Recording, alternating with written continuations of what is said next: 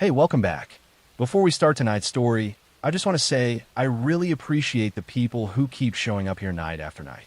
Reading through your comments has started making this feel less like a channel and more like a quiet little routine we all share at the end of the day. So whether you're listening from New York, New Zealand, Bristol, or somewhere else entirely, I'm glad you're here tonight. This episode is another real, true crime case. I'll go through it slowly and keep things steady so you can just settle in and listen. And if you've been coming back to these episodes regularly, maybe subscribe and stay a part of it. I'd love to keep building this with you. All right, this is episode 158. Let's begin. Detectives did not begin the interview by asking about the murder. Instead, they placed a photograph on the table showing an empty parking space behind a grocery store. Then they waited. The man across from them stared at the image for several seconds too long before asking for a cigarette. That reaction mattered because almost nobody outside the investigation knew why that parking space was important. To everyone else, it looked ordinary. Wet pavement, a shopping cart tipped sideways near the curb, faded yellow lines barely visible beneath winter grime. But 24 hours earlier, a woman had been alive there. Her name was Denise Calder, 36 years old, recently divorced, worked evening payroll shifts for a manufacturing company outside Cincinnati. Co-workers described her as intensely organized, the type of person who planned grocery list days in advance and answer messages almost immediately no matter how busy she became. She lived alone in a townhouse 15 minutes from work and followed routines so consistent that neighbors could usually predict when her kitchen lights would switch on each night. That routine vanished on a Thursday in February 2013. Denise left work shortly after 8:30 p.m. Security footage showed her stopping at a grocery store on the drive home. She purchased soup, bottled water, and cat food. Cashier records confirmed the transaction at 8:57. After that, she disappeared. At first, investigators assumed possible abduction from the parking lot. Her car remained there overnight with the driver's door unlocked, slightly open. Groceries still sat inside the trunk untouched, except for one torn shopping bag near the rear bumper. There were no obvious signs of violence. No shattered glass. No witnesses hearing screams. But there was one strange detail. Denise's high heels had been placed neatly beside the passenger seat. Not fallen there. Placed. Detectives immediately sensed staging. People forced suddenly into vehicles or violent confrontations do not usually stop to remove shoes carefully before disappearing. The detail felt intentional, almost theatrical, as though someone wanted police to imagine a voluntary departure rather than panic. Then forensic technicians discovered tiny blood traces beneath the rubber seal inside the trunk. Not enough to notice casually, enough to change the entire investigation. The blood matched Denise. Now detectives believed she had been attacked near the vehicle before transportation elsewhere. But who attacked her remained unclear because Denise lived quietly. No major enemies, no criminal associations, no dangerous social circles. Then her phone record surfaced. Over the previous month, Denise exchanged hundreds of messages with someone named Alan Reed, a 44-year-old independent insurance adjuster she met through online dating. Friends knew little about him because the relationship appeared recent and inconsistent. Some weeks they spoke constantly. Other times Denise reportedly avoided him completely. Co-workers later remembered Denise mentioning she felt unsettled after Reed became unusually controlling very quickly, showing up unexpectedly, tracking her schedule, questioning male co-workers, demanding immediate replies to texts. When detectives first contacted Reed, he sounded cooperative and relaxed. He admitted seeing Denise occasionally, but insisted they had not met the night she disappeared. According to him, he spent the evening alone watching television before falling asleep early. Investigators already knew he was lying. Traffic cameras captured Reed's vehicle near the grocery store shortly before Denise arrived. Additional footage later showed his car leaving the area minutes after hers should have departed. But the most damaging evidence came from something much smaller. A parking receipt. During a search of Reed's apartment, detectives found a crumpled garage ticket hidden inside a jacket pocket. The timestamp placed him downtown near an abandoned warehouse district hours after Denise vanished. That location became the center of the investigation. Search teams entered several vacant industrial buildings along the riverfront before eventually discovering signs of recent cleanup inside one warehouse office. Bleach residue covered sections of concrete flooring. Burned fabric remained inside a metal barrel near the loading dock. Most importantly, forensic teams recovered Denise's DNA from beneath damaged floorboards where blood seeped into cracks impossible to clean completely. Still no body. For 9 days, investigators searched riverbanks, drainage tunnels, wooded access roads, and abandoned properties surrounding Cincinnati.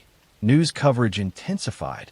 Denise's family appeared publicly begging for information while detectives quietly built a circumstantial case against Reed piece by piece.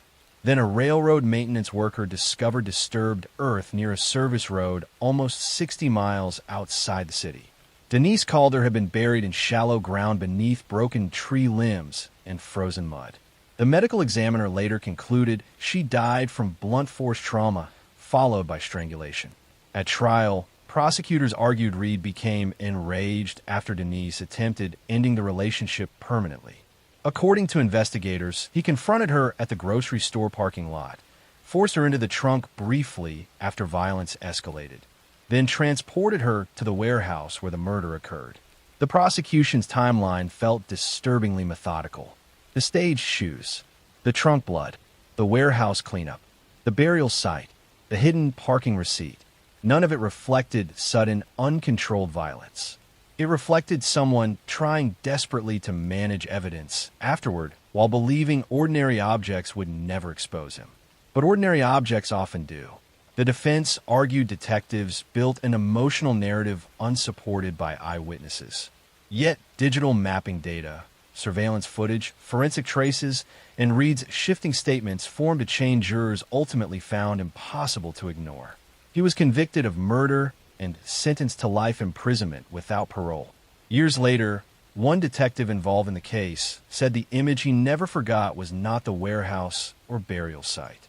It was the grocery store parking space from the photograph placed on the interview table.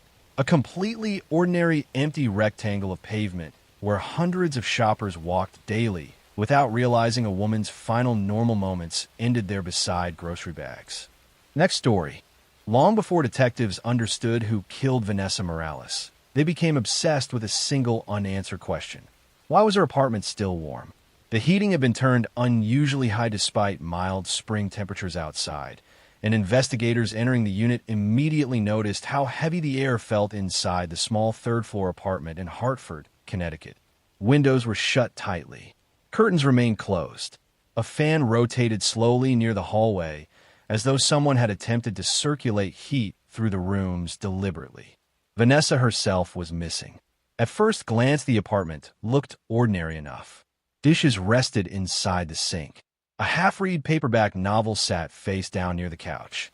Laundry remained inside a basket beside the bedroom doorway, waiting to be folded. Yet experienced detectives quickly sensed something wrong beneath the normal appearance, because people do not simply vanish while leaving every essential belonging behind. Her purse remained on the kitchen chair. Her medication sat untouched beside the bathroom mirror. Most importantly, her phone charger was plugged into the wall while the phone itself had disappeared. Detectives began treating the apartment less like a missing person scene and more like a location someone had carefully manipulated after violence already occurred there. Vanessa was 29 years old and worked irregular overnight shifts at a rehabilitation clinic outside the city.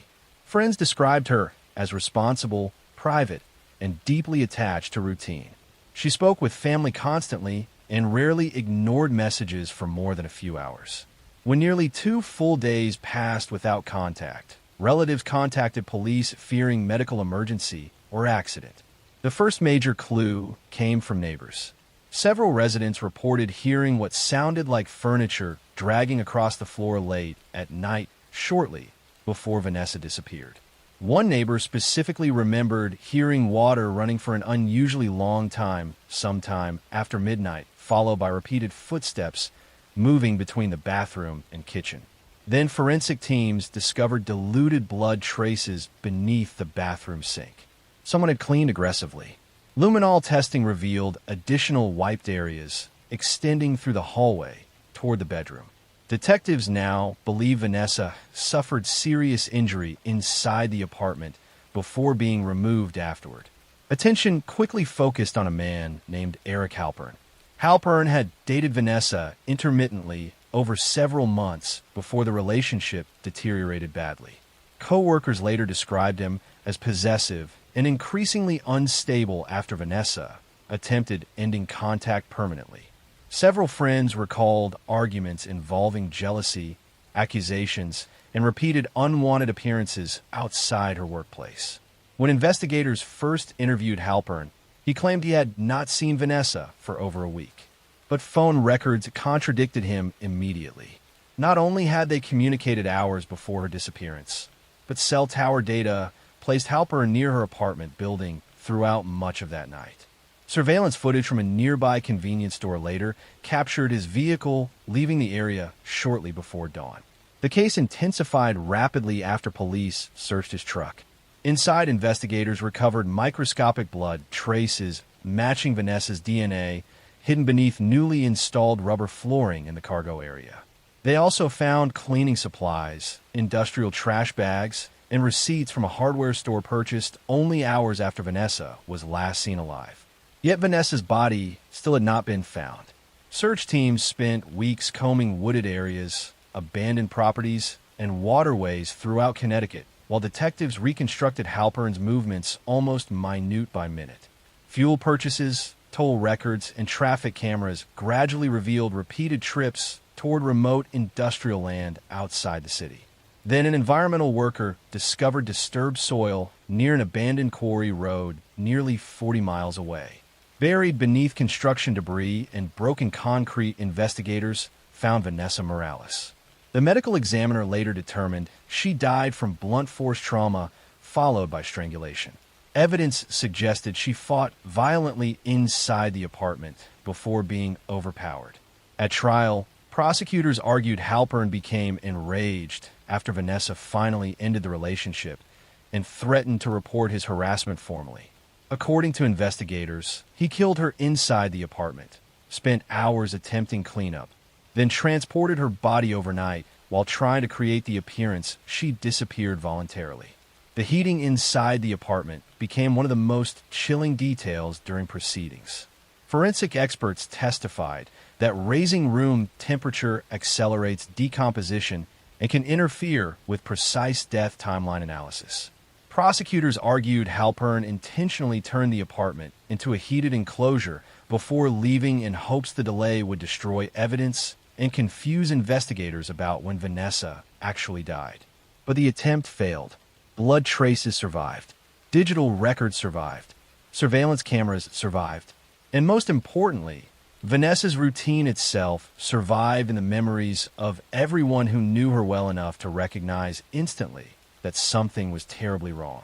The defense attempted to challenge the forensic timeline and suggested unknown third-party involvement, but the evidence continued tightening around Halpern from every direction. Jurors saw photographs of the cleaned apartment, recovered text messages, hardware store purchases, GPS movement records, and the concealed burial site. After deliberating less than a day, they convicted Eric Halpern of murder and evidence tampering. Investigators later admitted the case stayed with them because of how carefully ordinary life had been staged inside the apartment after the killing. The laundry basket waiting near the hallway, the unfinished book near the couch, the dishes in the sink, the warmth filling every room despite spring weather outside. As though someone believed they could erase a murder simply by arranging the apartment to look like its owner might walk back through the door at any moment. Next story. Nobody noticed the smell at first because the apartment building already carried the usual odors of old pipes, cigarette smoke, and damp carpet trapped from years of rain leaking through cracked windows. Tenants came and went constantly. Music played at strange hours. Arguments echoed through hallways almost every night. Police had visited the building so many times over the years that patrol cars outside barely attracted attention anymore. That was why 29-year-old Leon Draper remained dead inside apartment 4C for nearly 6 days before anyone realized something terrible had happened. Leon worked nights repairing restaurant equipment across Baltimore. Friends described him as dependable but quiet, someone who preferred fixing machines over spending time around people. He rented the apartment alone after separating from his girlfriend nearly a year earlier and lived an intensely repetitive life. Same diner every morning after work. Same parking spot beside the alley. Same calls to his mother every Sunday afternoon. When those calls stopped, his mother assumed he was working overtime. By the fourth day, she contacted police. Officers arriving at the apartment noticed nothing immediately alarming. The television hummed softly inside. Mail sat piled behind the door. One kitchen light remained invisible beneath the curtain gap facing the courtyard. But repeated knocks brought no answer. Management eventually unlocked the unit. The scene inside looked wrong instantly. Not chaotic, not destroyed. Wrong in a quieter way. The apartment appeared partially cleaned but unfinished, as though somebody began organizing the place before suddenly leaving midway through. Damp towels remained scattered near the bathroom floor. Cleaning chemicals sat uncapped beside the kitchen sink. Furniture had been shifted awkwardly away from walls. And near the hallway closet, detectives discovered Leon Draper's body wrapped tightly inside layers of plastic sheeting and duct tape. The concealment disturbed investigators because it showed effort, planning, time. Whoever killed Leon did not flee immediately afterward. They stayed inside the apartment long enough to attempt cleanup and body concealment before disappearing. The medical examiner later determined Leon died from blunt force trauma to the back of the head, likely inflicted during close-range confrontation rather than robbery or random attack. Yet nothing valuable appeared missing. His wallet remained on the counter. Cash still sat inside a bedroom drawer untouched. That pointed detectives toward someone Leon knew personally. Then neighbors provided the first major break. Several residents remembered hearing loud banging sounds from apartment 4C late Saturday night, followed by heavy movement across the floor for hours afterward. One tenant specifically recalled hearing what sounded like power tools running sometime after midnight.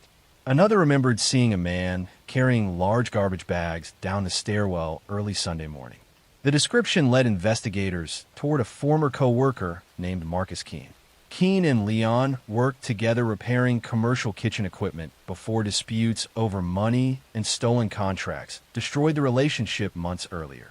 According to co-workers, the conflict became increasingly hostile after Leon accused Keene of taking cash payments secretly from shared clients. Police soon learned the two men met inside the apartment the night Leon disappeared. Phone records confirmed repeated calls between them throughout the evening.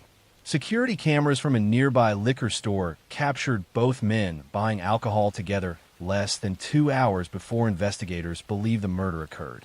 When detectives questioned Keene, he admitted visiting the apartment, but claimed he left after a brief argument over unpaid debts. According to him, Leon remained alive when he walked out sometime before midnight. Investigators already suspected he was lying. Forensic teams recovered traces of Leon's blood inside Keene's van despite visible cleaning attempts. More importantly, analysts discovered microscopic plastic fibers on Keene's clothing matching the sheeting wrapped around Leon's body. But the detail that truly broke the case came from plumbing records.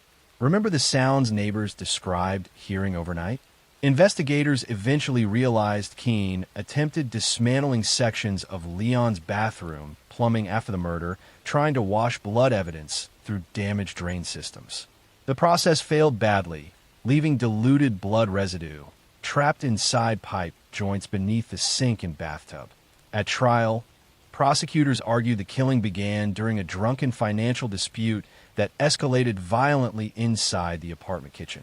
According to reconstruction evidence, Leon was struck from behind during the argument and collapsed immediately. Keene then spent hours attempting cleanup while deciding how to dispose of the body. The prosecution showed jurors photographs of the unfinished cleanup effort throughout the apartment. Moved furniture, bleach stains, wet towels abandoned mid-use, plastic wrapping layered repeatedly around the body. The scene looked less like a professional cover-up and more like someone slowly unraveling mentally while trapped inside a dead man's apartment overnight. The defense attempted to argue another unknown individual entered after Keene left, but digital evidence destroyed much of that theory. Cell phone mapping placed Keene inside the apartment building until nearly dawn. Traffic cameras later captured his van circling industrial areas outside Baltimore the following morning before returning empty. Marcus Keene was convicted of second-degree murder and sentenced to 40 years in prison. Years later, detectives still discussed the eerie normalcy surrounding the case during those 6 days before discovery. Tenants walked past apartment 4C constantly. The television continued glowing behind curtains each night. Water still dripped through old pipes. Neighbors argued in nearby rooms. And inside that quiet apartment, hidden behind layers of plastic near the hallway closet, Leon Draper remained exactly where the killer left him while ordinary life continued moving through the building without interruption. Next story. The first officer through the door thought the apartment had been abandoned mid-conversation. A lamp still glowed beside the couch. 2 wine glasses sat on the coffee table, one half full, the other shattered across the floor beneath a chair.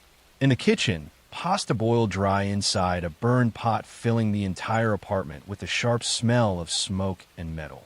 Nothing looked stolen. Nothing looked ransacked, but there was blood on the ceiling. Not much. Just tiny dark droplets sprayed high enough that investigators immediately understood the violence inside the apartment had been sudden and extreme. The victim was 28-year-old Claire Whitmore, a graduate student living in Seattle while completing research work in forensic psychology.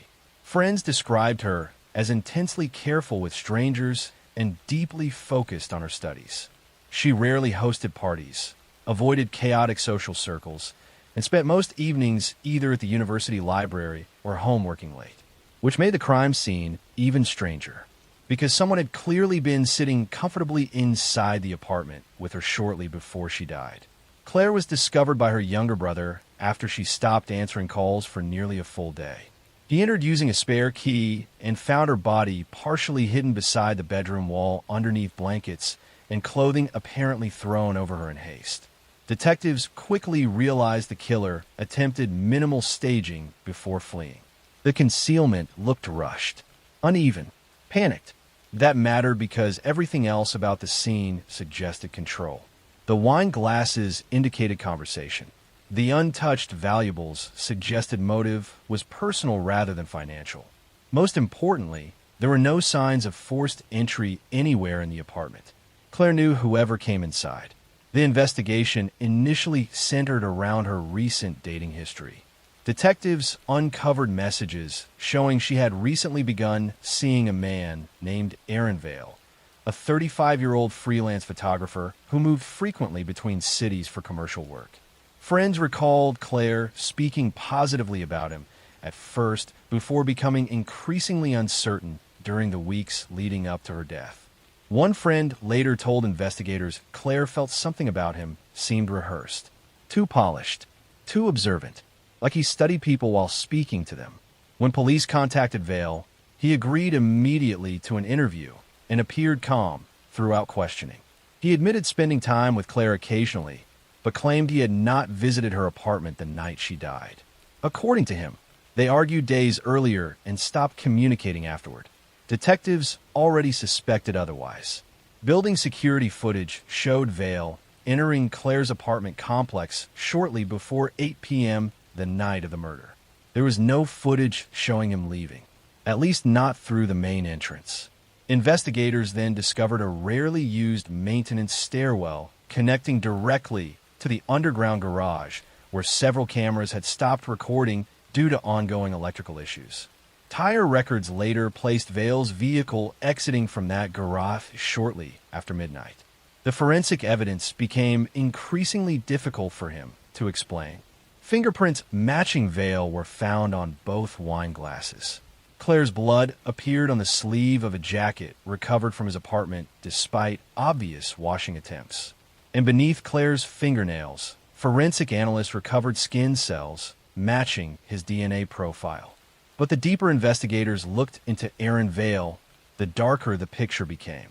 Police in Oregon and Nevada reopened old assault reports connected loosely to him involving women he dated briefly before disappearing suddenly from their lives. None previously resulted in conviction, but patterns emerged involving manipulation, obsessive behavior, and explosive anger after rejection. One woman described him as someone who transformed completely once he felt ignored. At trial, prosecutors argued the murder began during an argument inside the apartment after Claire attempted ending the relationship. According to forensic reconstruction, the confrontation turned violent near the living room before continuing into the hallway and bedroom where Claire suffered fatal injuries during a prolonged struggle. The blood on the ceiling became one of the prosecution's strongest visual pieces of evidence. Experts demonstrated how the spatter pattern could only occur through repeated overhead force during close-range assault. Jurors reportedly reacted visibly when shown the reconstruction photographs because the droplets were so small many people initially overlooked them entirely. The defense attempted to suggest another unidentified visitor entered later that night after Vale already left the apartment, but digital evidence steadily destroyed the theory. Phone data placed Vale inside the building during the estimated murder window. Deleted internet searches from his laptop included phrases involving blood cleanup and forensic trace evidence only hours after Claire's death. Perhaps most damaging was his behavior afterward. The morning following the murder, Vale attended a photography meeting downtown, answered emails normally, and spent nearly 2 hours having coffee with colleagues while Claire's body remained undiscovered inside her apartment. Investigators later said that emotional detachment disturbed them more than almost anything else in the case. The jury convicted Aaron Vale of second-degree murder after less than 1 day of deliberation. He received a sentence of 48 years to life. Years afterward, Claire's brother said the detail he could never forget was the burned pot still sitting on the stove when he entered the apartment.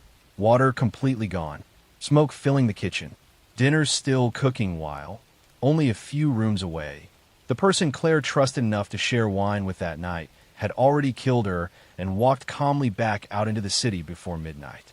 Next story. The janitor thought somebody had spilled paint across the elevator floor. That was the first thing he told police later during questioning. He arrived at the office building shortly before 5 in the morning, expecting another routine cleanup shift inside a mostly empty financial tower in downtown Chicago. Overnight rain still hit the windows hard enough to blur the city lights outside, and almost every floor in the building remained dark except for a few offices where employees occasionally worked late. When the elevator doors opened on the 23rd floor, he saw dark streaks running toward the hallway carpet. Only when he stepped closer did he realize it was blood. The victim was 38-year-old corporate attorney Melissa Avery, found dead inside a conference room overlooking the river. She had suffered multiple stab wounds during what investigators later described as a prolonged struggle. Chairs were overturned. Glass covered parts of the floor near the windows. One of Melissa's shoes remained near the hallway entrance, as though she lost it while trying to escape. What immediately confused detectives was the timing. According to building access records, Melissa should have been alone. Most employees left hours earlier due to worsening weather conditions. Security logs showed only 3 people entering the 23rd floor after midnight. Melissa herself, a maintenance worker fixing electrical issues, and senior investment consultant Daniel Mercer, a man who claimed he briefly returned to retrieve documents before leaving again around 12:30 a.m. But surveillance footage told a different story. Cameras showed Mercer entering the floor shortly after midnight.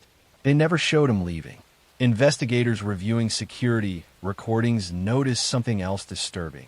At approximately 1:14 a.m., one hallway camera suddenly froze for nearly 18 minutes before restarting automatically. Detectives later determined the interruption was not accidental. Someone manually disconnected part of the floor surveillance system from an access panel inside a restricted utility closet. Mercer quickly became the focus of the investigation. Co-workers described him as highly intelligent, but increasingly volatile during recent months after financial losses damaged both his career standing and personal life. More importantly, investigators learned Melissa Avery had been involved in internal compliance reviews connected to Mercer's trading activity shortly before her death. She may have been preparing formal accusations against him. When police interviewed Mercer, he appeared exhausted but composed. He admitted returning to the building late that night, but insisted he left before Melissa even arrived. According to him, the surveillance gap and missing footage proved nothing except technical problems inside an aging office tower. Then forensic evidence began collapsing his story. Blood traces matching Melissa were discovered on the cuff of a coat Mercer attempted to send for emergency dry cleaning early the next morning.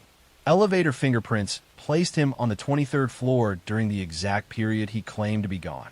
Most damaging of all, investigators recovered deleted phone messages showing escalating conflict between Mercer and Melissa during the week before the murder. One message, sent only hours earlier, read simply, "You are not destroying my life over this."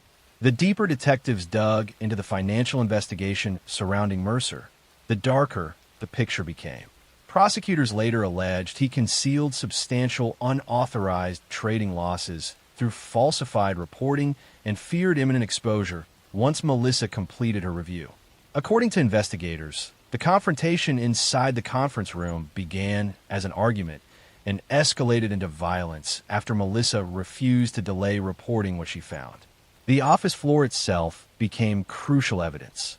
Forensic teams spent weeks reconstructing movement patterns through blood spatter analysis, shoe impressions, and damaged furniture placement. The evidence suggested Melissa attempted repeatedly to escape the room before collapsing near the conference table. The rainstorm outside likely helped the killer. Thunder and wind against the tower windows masked noise that otherwise may have drawn attention from security staff several floors below. At trial, prosecutors presented an extensive digital timeline pieced together from access badges, elevator logs, deleted communications, and surveillance recovery. Experts demonstrated how Mercer disabled portions of the security system before meeting Melissa privately inside the office. The defense argued the case relied too heavily on circumstantial interpretation and suggested another unknown individual entered the building during the surveillance blackout. But jurors saw the forensic sequence in detail. The coat fibers, the blood evidence, the access records, the threatening messages, the interrupted camera system. After less than 6 hours of deliberation, Daniel Mercer was convicted of first-degree murder and sentenced to life imprisonment without parole. Years later, people working inside the tower still remember the atmosphere the morning Melissa Avery was discovered. The entire floor remained eerily quiet, except for rain hitting the windows and elevators opening occasionally onto empty hallways filled with flashing police lights. Investigators later said what stayed with them most was the conference room itself, after sunrise, finally broke through the storm clouds. Chicago waking up outside the windows. Traffic beginning to move below. Office workers filling nearby streets, expecting another ordinary day. And inside that silent glass room high above the city, the evidence of a violent confrontation that started with financial secrets and ended with a woman bleeding across the carpet, while the killer walked calmly back into the elevator and disappeared into the rain. Next story. The deputy almost ignored the car because illegal parking complaints happened constantly around the marina.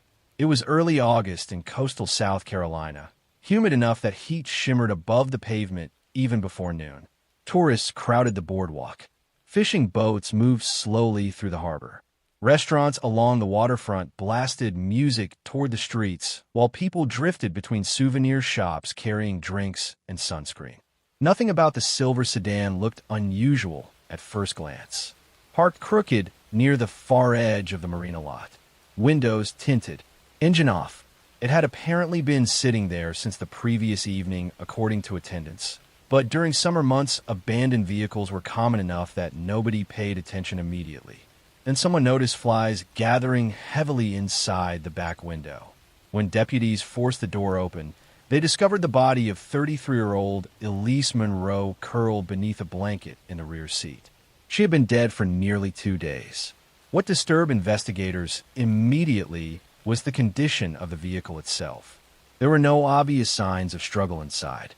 No shattered glass. No blood sprayed across seats.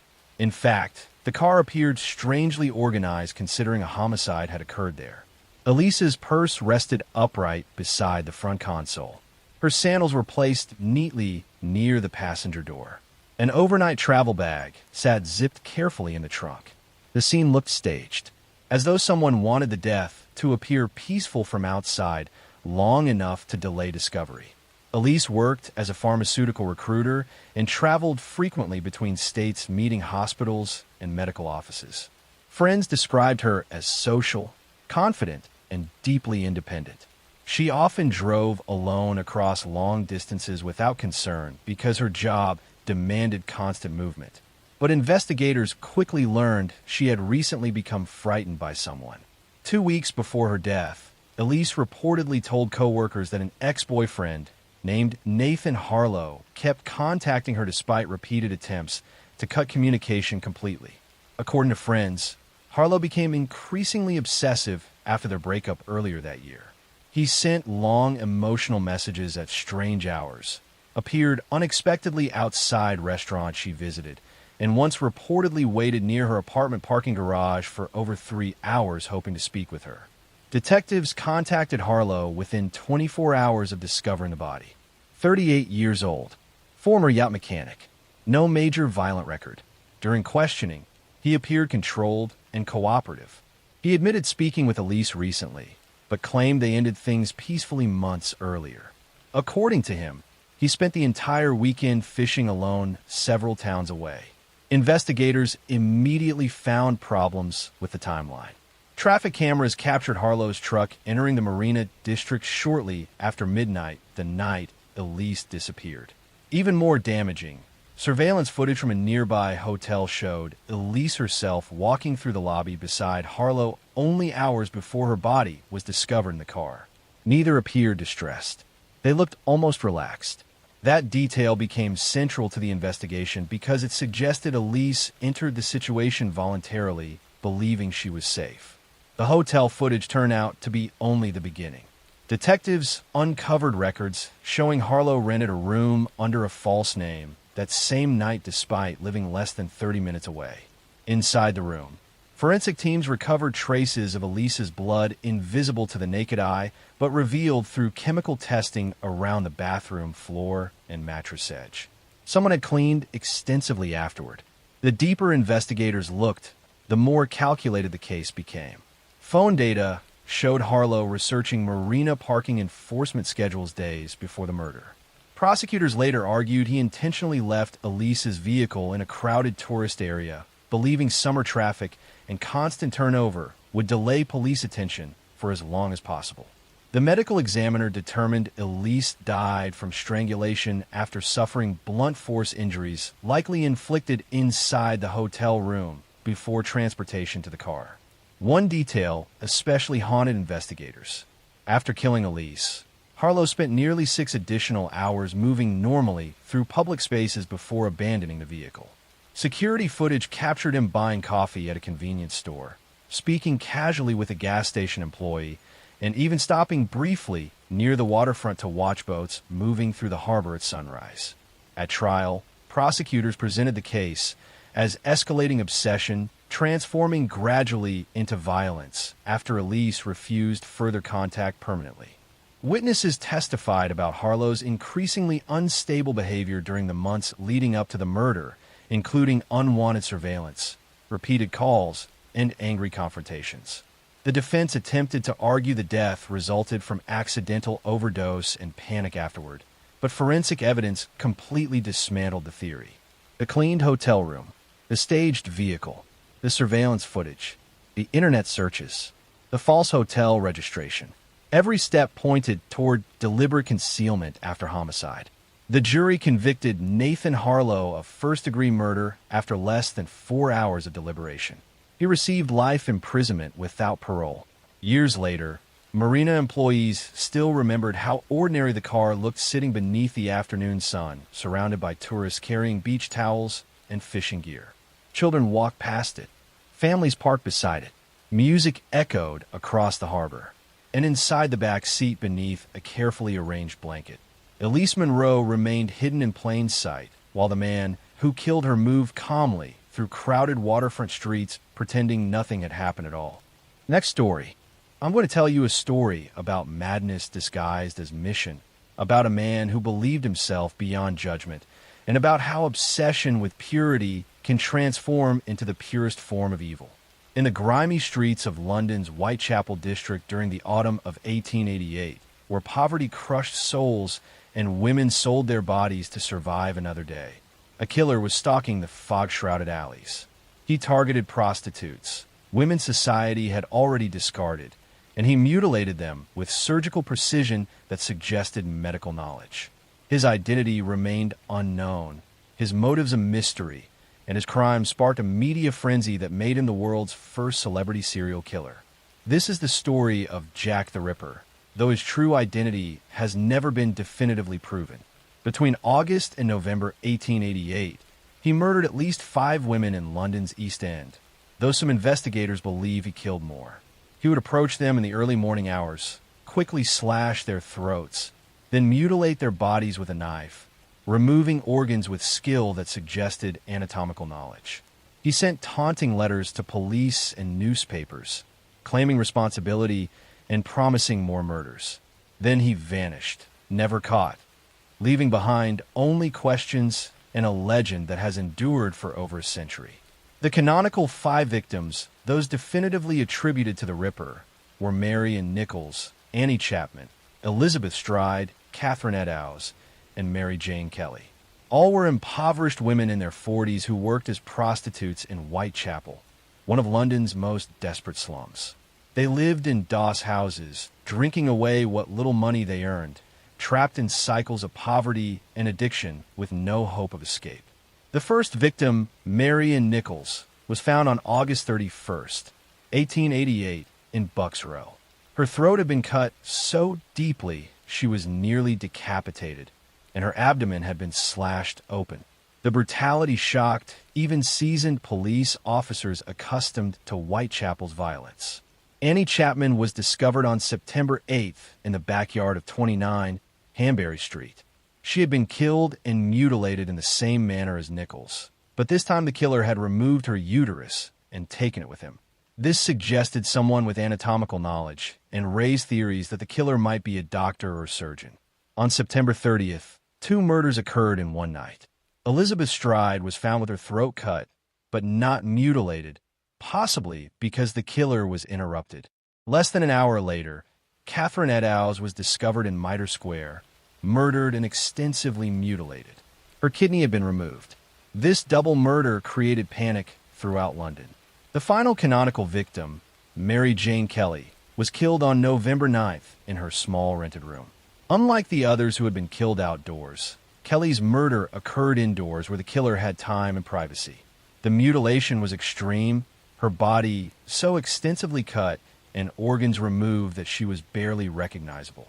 The scene was photographed, creating images that remain among the most disturbing crime scene photos in history. During this period, numerous letters were sent to police and newspapers claiming to be from a killer. Most were hoaxes, but 2 have been considered potentially genuine by investigators. The Dear Boss letter, received September 27th, introduced the name Jack the Ripper and promised more killings. The From Hell letter, received October 16th, came with half a human kidney that the writer claimed came from Catherine Eddowes. The investigation was massive, but hampered by limited forensic technology and the chaotic conditions of Whitechapel. Police interviewed thousands of people, pursued numerous suspects, and employed innovative techniques like crime scene photography. But they never definitively identified the killer. Theories about Jack the Ripper's identity have proliferated for over a century. Suspects have included Montague John Druitt, a barrister who drowned himself shortly after the final murder. Aaron Kosminski, a Polish immigrant with mental illness who was confined to an asylum. Michael Ostrog, a Russian con artist with a history of violence. Walter Sickert, an artist whose paintings some believe contain clues about the murders. Even members of the royal family have been implicated in conspiracy theories, though without credible evidence. Modern forensic analysis using DNA from letters and evidence has pointed to some suspects more than others, but definitive proof remains elusive. The contamination of evidence over 130 years and the questionable chain of custody make conclusive identification impossible.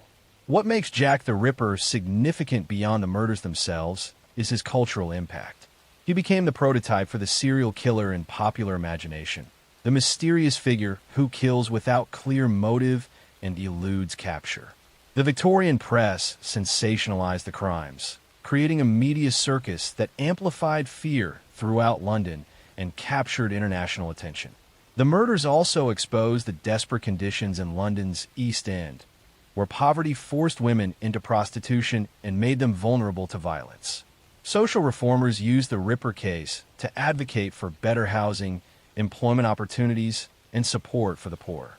The victims, who had lived and died in obscurity, became symbols of society's failure to protect its most vulnerable members. The Ripper's surgical skill and apparent anatomical knowledge sparked theories he was a doctor, leading to distrust of medical professionals in Whitechapel.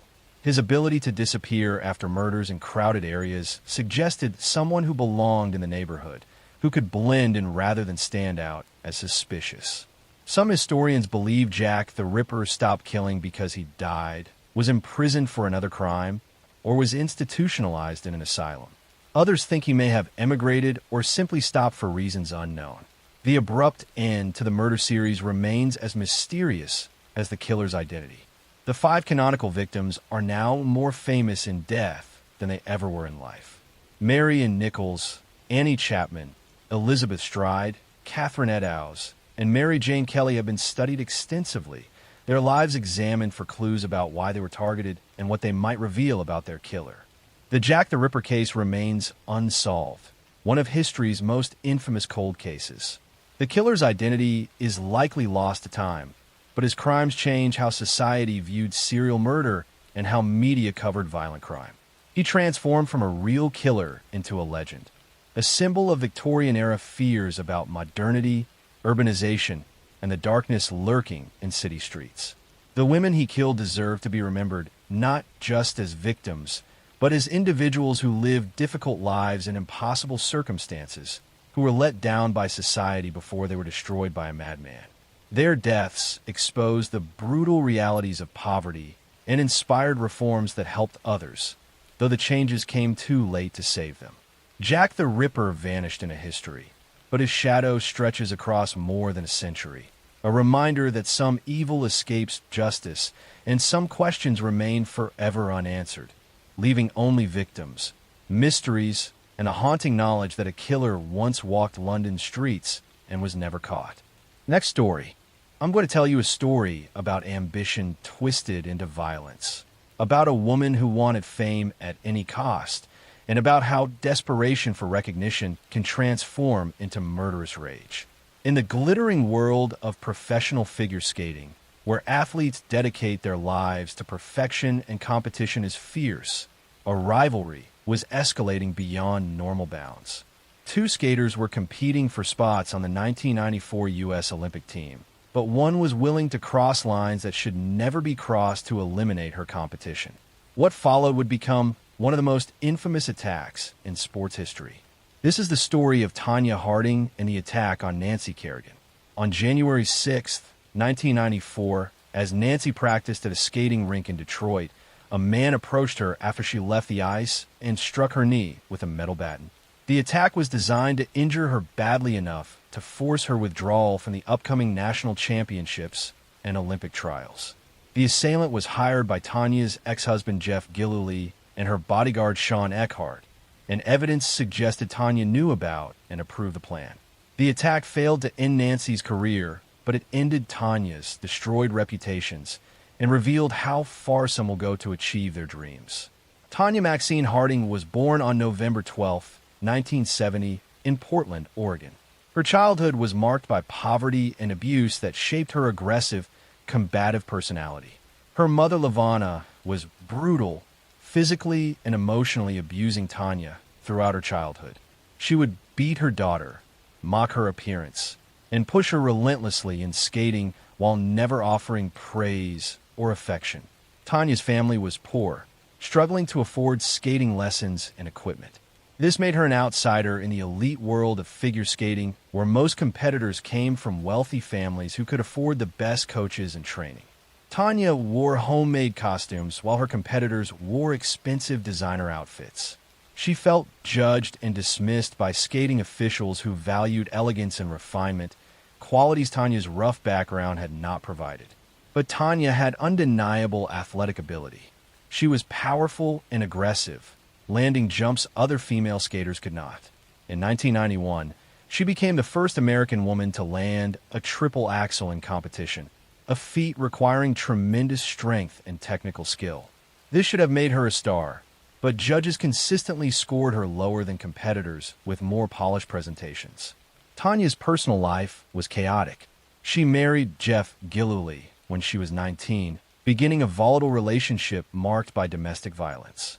Jeff was controlling and abusive, and Tanya was trapped in a cycle she did not know how to escape.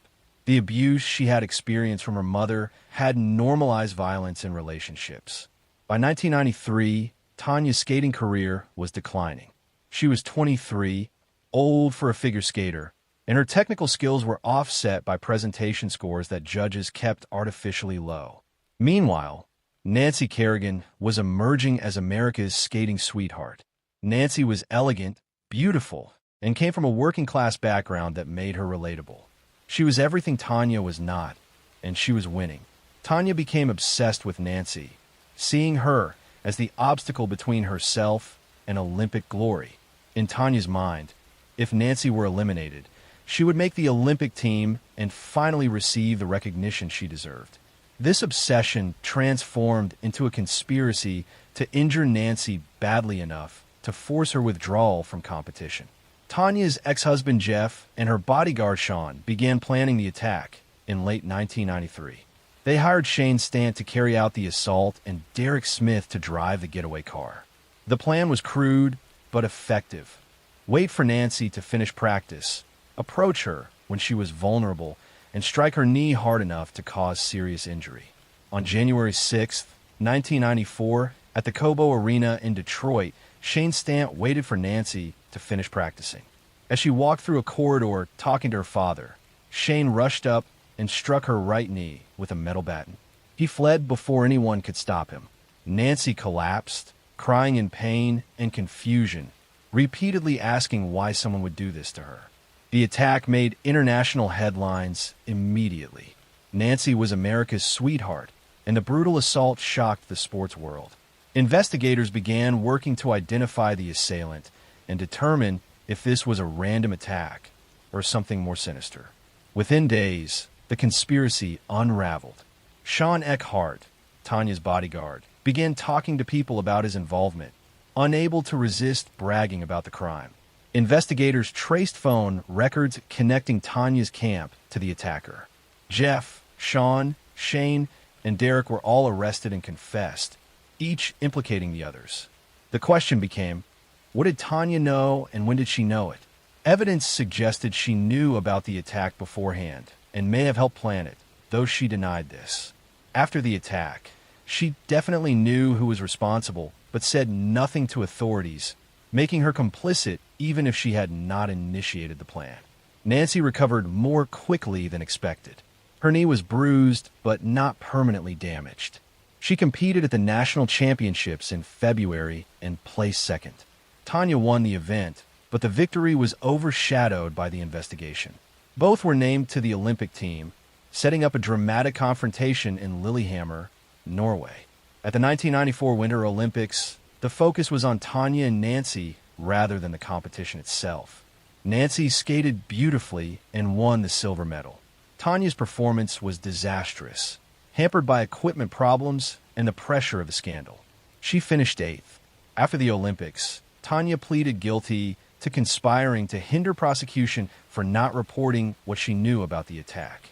She received 3 years probation, was fined, and was banned for life from competitive figure skating. Her accomplices received prison sentences ranging from 18 months to 2 years. Nancy continued skating professionally and became a commentator and analyst. Her career recovered, though the attack remains the event most associated with her name.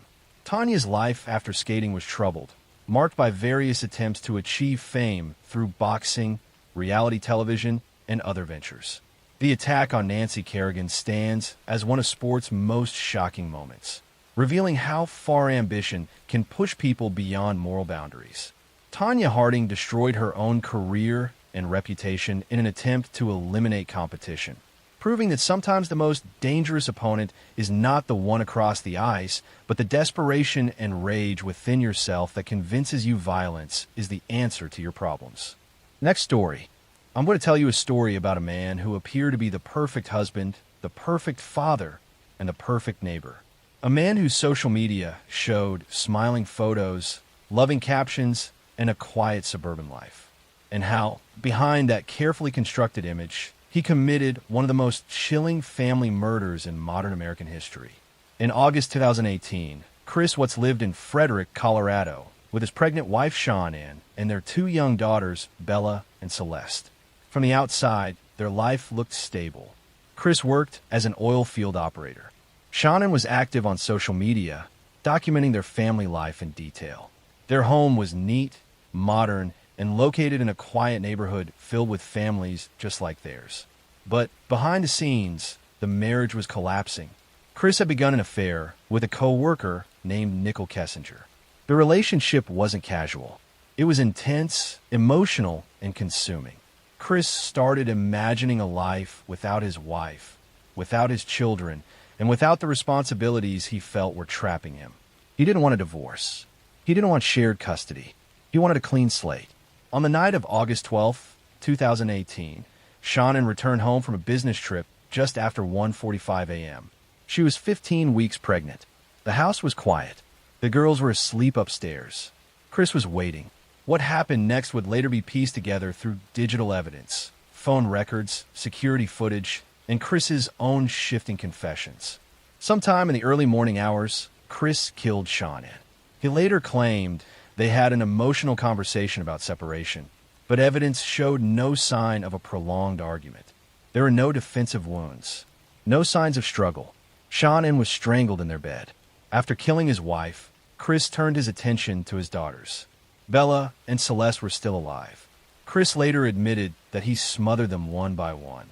Bella, the older child, fought back. She asked him if he was going to do the same thing to her that he had done to her mother. Those words would haunt investigators long after the case was closed.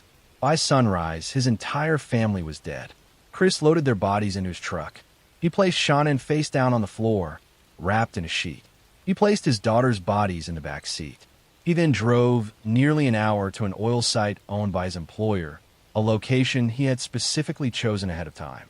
At the site, he buried Sean-Ann in a shallow grave. Then he placed Bella and Celeste separately into 2 massive oil storage tanks, forcing their bodies through small openings designed for equipment, not people. He sealed the tanks and left for work as if nothing had happened. By mid-morning, Sean-Ann's friend became concerned when she couldn't reach her. Sean-Ann was punctual, communicative, and dependable. She missed appointments. She stopped responding to messages. Her friend contacted the police for a welfare check before Chris even returned home from work. When officers arrived, Chris appeared calm. Too calm. He told them Sean-Ann had taken the girls to a friend's house after an argument. He said he didn't know where she went. But inside the house, everything was still there. Her car, her purse, her phone, her medications. Nothing suggested a planned departure. The cracks formed immediately.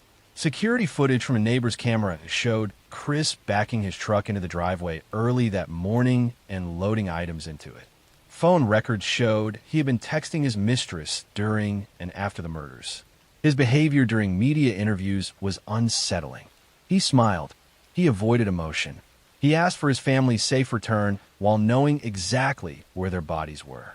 Within days, investigators confronted him with the inconsistencies. Chris broke. First, he claimed Shannon had killed the children, and he killed her in rage. That story collapsed under scrutiny. Forensic evidence contradicted it. The autopsies told a different story. Finally, Chris confessed to killing all three. The truth was worse than anyone expected. Investigators discovered the burial site. They recovered Shannon's body. Extracting the children from the oil tanks was one of the most disturbing recovery operations many responders had ever experienced. The oil had damaged their skin. The scene was traumatic even for seasoned professionals. Chris Watts was charged with multiple counts of first-degree murder, including the unlawful termination of a pregnancy. The motive was painfully simple. He wanted a new life. He wanted freedom. He wanted to erase his responsibilities instead of facing them. In November 2018, Chris pleaded guilty to avoid the death penalty. He was sentenced to life in prison without the possibility of parole, plus additional consecutive sentences. He was transferred to a prison in Wisconsin for his own safety, where he remains incarcerated. The Watts case shook the public not because of complexity, but because of familiarity. This wasn't a drifter. This wasn't a stranger. This was a husband, a father, a man who tucked his children into bed and killed them hours later. Shannon Watts was remembered as a devoted mother, a driven woman, and a loving friend. Bella and Celeste were remembered as joyful, affectionate children who trusted their father completely. Their lives were reduced to a cautionary tale about how violence can exist behind the most ordinary doors. The case serves as a reminder that appearances mean nothing, that people can live double lives in plain sight, and that sometimes the most dangerous person in the room is the one everyone trusts the most. Next story. I'm going to tell you a story about a young pregnant woman who was excited to meet the person selling baby clothes online, about a horrifying crime that shocked the nation, and about how a seemingly kind stranger turned out to be a monster who wanted to steal more than just possessions. In March 2015, 26-year-old Savannah Graywind was 7 months pregnant and preparing for the arrival of her baby girl. She lived with her parents in an apartment building in Fargo, North Dakota, and was excited about becoming a mother. Savannah was friendly, trusting, and looking forward to starting this new chapter of her life.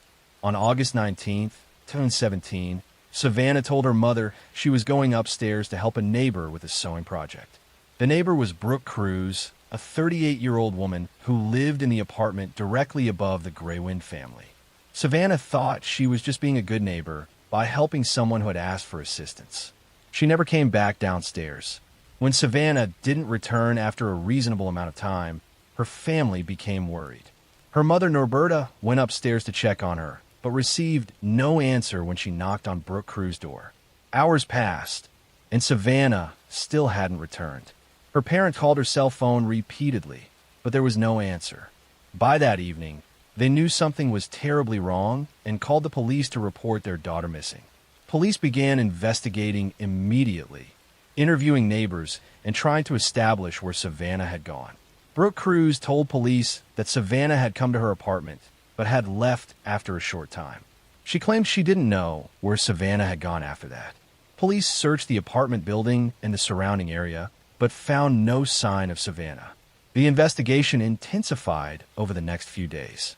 Savannah's family organized search parties, distributed flyers, and made emotional pleas for information. The community rallied around them, desperate to find the missing pregnant woman. Police continued to question neighbors and review any available surveillance footage from the area. Then on August 24th, 5 days after Savannah disappeared, police received information that would crack the case open in the most horrifying way. Brooke Cruz's boyfriend, William Hone, was seen carrying what appeared to be a suspicious package wrapped in a blanket down to a car. A witness reported seeing this strange behavior, and police decided to check on Brooke and William once more. When officers entered the apartment, they found something shocking. There was a newborn baby in the apartment. Brooke claimed the baby was hers, saying she had just given birth. But investigators were immediately suspicious. There was no evidence of a recent birth in the apartment.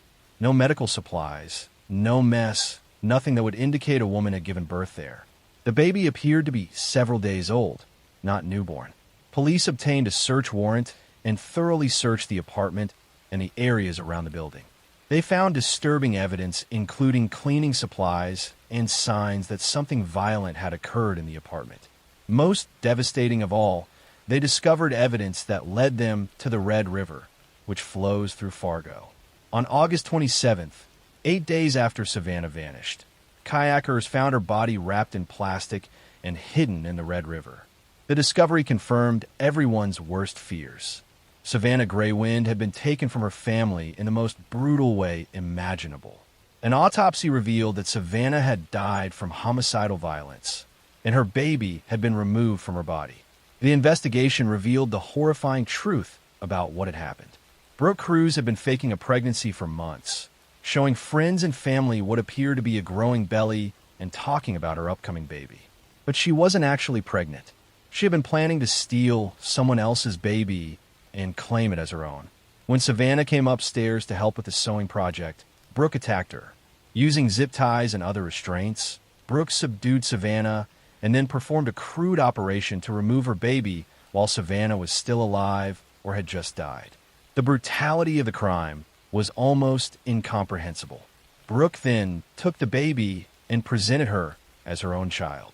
William Hone, Brooke's boyfriend, was aware of what had happened and helped cover up the crime. He assisted in disposing of Savannah's body and helped create false stories to tell police. While he claimed he hadn't participated in the actual attack or the removal of the baby, he was complicit in the cover-up and in hiding the evidence. Both Brooke Cruz and William Hone were arrested and charged with conspiracy to commit kidnapping and other related charges. The baby, miraculously, had survived and was physically healthy despite the traumatic circumstances of her birth. She was placed in the custody of Savannah's family, who named her Hazley Jo and have been raising her with love and devotion. Brooke Cruz's trial revealed the extent of her planning and deception. She had been researching how to induce labor and had been acquiring supplies for her plan. She had told elaborate lies to friends and family about her pregnancy, even posting ultrasound images online that weren't hers. When she realized she couldn't maintain the deception any longer, she targeted Savannah, someone vulnerable and trusting who lived in the same building. In February 2018, Brooke Cruz pleaded guilty to conspiracy to commit kidnapping, conspiracy to commit murder, and providing false information to law enforcement. She was sentenced to life in prison without the possibility of parole. During her sentencing, she showed little emotion and offered no real explanation for why she committed such a horrific act. William Hone went to trial and was convicted of conspiracy to commit kidnapping and lying to authorities about what happened. While the jury found he didn't directly participate in taking Savannah's life, he was sentenced to life in prison with the possibility of parole after serving a minimum sentence for his role in the crime and cover-up. The case led to the passage of Savannah's Act, federal legislation aimed at improving coordination between federal, state, and tribal law enforcement to address the crisis of missing and murdered Indigenous women. Savannah was a member of the Spirit Lake tribe, and her case highlighted the disproportionate violence faced by Native American women. Savannah Greywind's family has been raising Hazley Jo, ensuring that she knows about her mother and the love Savannah had for her even before she was born. They've shared photos and stories, creating a connection between Hazley and the mother she'll never get to meet. The little girl is growing up surrounded by family who love her and honor her mother's memory. Savannah Greywind was a young woman who should have experienced the joy of holding her baby for the first time, of watching her daughter grow, and of all the moments that make motherhood special. Instead, her life was stolen by someone who saw her as nothing more than a means to get what she wanted. The crime was so brutal and senseless that it's difficult to comprehend how one person could do such a thing to another. Savannah's memory lives on through her daughter and through the legislation that bears her name, helping to protect other Indigenous women from similar fates. Next story. I'm going to tell you a story about a young nursing student who vanished during a night shift, about a surveillance video that captured her final moments, and about how one security guard's actions led to one of the most disturbing crime scenes investigators had ever encountered. In March 2010, 26-year-old Annie Liu was a doctoral student at Yale University in New Haven, Connecticut. She was a brilliant researcher studying pharmacology, engaged to be married, and had her whole future mapped out. Annie was petite, standing just under 5 feet tall, but she was determined and hardworking. She had overcome significant challenges to get to Yale and was excited about her upcoming wedding plan for September 13th, 2010. On September 8th, 2010, Annie entered a research building on Yale's campus where she worked with laboratory animals. Security cameras captured her walking into the building at around 10 in the morning. She was wearing a green shirt and was carrying her purse and laboratory supplies. She never walked out. When Annie didn't return home that evening, her roommate became concerned. Annie was reliable and always communicated her plans. When she didn't show up the next day either, her fiancé and family knew something was terribly wrong. They reported her missing to police, and a massive search began. Yale University and New Haven police immediately launched an intensive investigation.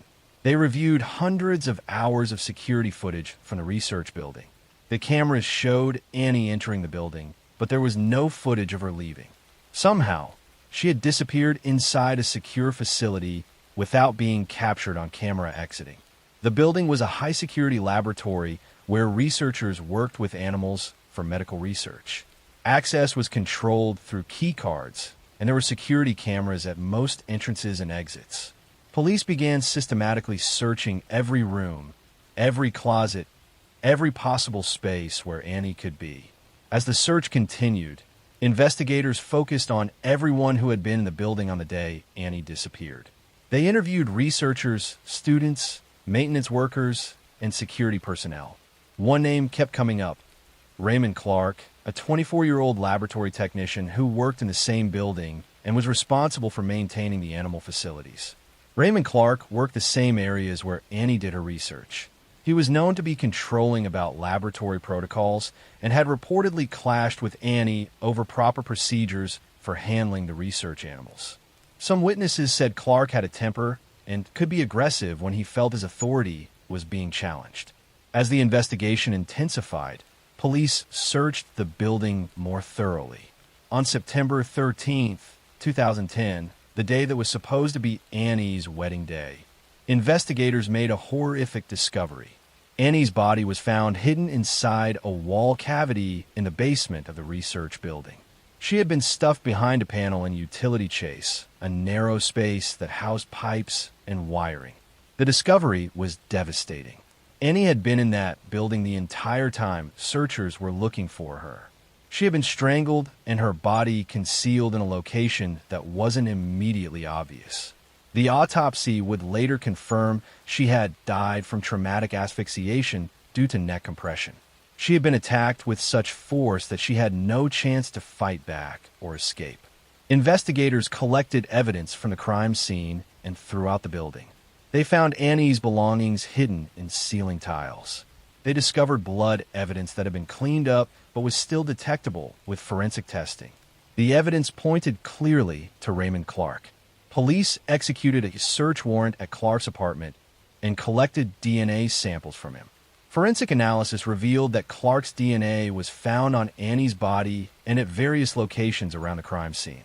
Despite attempts to clean up evidence, he had left traces that connected him definitively to the crime. On September 17, 2010, Raymond Clark was arrested and charged with ending Annie Lee's life. The evidence against him was overwhelming. DNA evidence, security footage placing him in the building during the relevant time period, and witness statements about his conflicts with Annie all pointed to his guilt. As the investigation continued, a clearer picture emerged of what had happened. Prosecutors believed that Clark had attacked Annie in a basement area of the research building, possibly after a confrontation about laboratory procedures. He had strangled her and then spent hours concealing her body and cleaning up evidence. He had hidden her belongings throughout the building and attempted to remove all traces of the crime. What made the crime particularly chilling was how methodical Clark had been. He had continued working in the building for days, after ending Annie's life, knowing her body was hidden just feet away from where people were searching. He had participated in discussions about Annie's disappearance with co-workers, acting concerned while knowing exactly what had happened to her. In March 2011, Raymond Clark accepted a plea deal to avoid trial. He pleaded guilty to the charge and was sentenced to 44 years in prison. As part of the plea agreement, he had to provide a full confession detailing what he had done. His account confirmed that he had attacked Annie in the basement, strangled her during a violent confrontation, and then hidden her body and cleaned up the scene. Clark's motive was never entirely clear. Prosecutors suggested it may have stemmed from his need for control and his anger at Annie for not following what he considered proper laboratory procedures. Others speculated there may have been a personal component, though no evidence of any relationship beyond professional interaction was ever found. Whatever his reason, it was clear that Clark had taken a young woman's life over something trivial and then coldly concealed his crime. The case devastated Annie's family and friends. Her fiancé had been preparing for their wedding when instead he had to plan her funeral. Annie's family had immigrated from Vietnam and had worked hard to give their daughter opportunities. She had achieved so much and was on the cusp of even greater accomplishments when her life was stolen. Yale University faced criticism over security in its research buildings. Questions were raised about how someone could be attacked and concealed in a facility that was supposed to be secure. The university implemented enhanced security measures following Annie's death, including additional cameras and stricter access controls. Annie Liu was remembered by friends and colleagues as brilliant, kind, and dedicated to her research. She had written an article for a campus publication just days before her death about staying safe in New Haven, offering tips for personal security.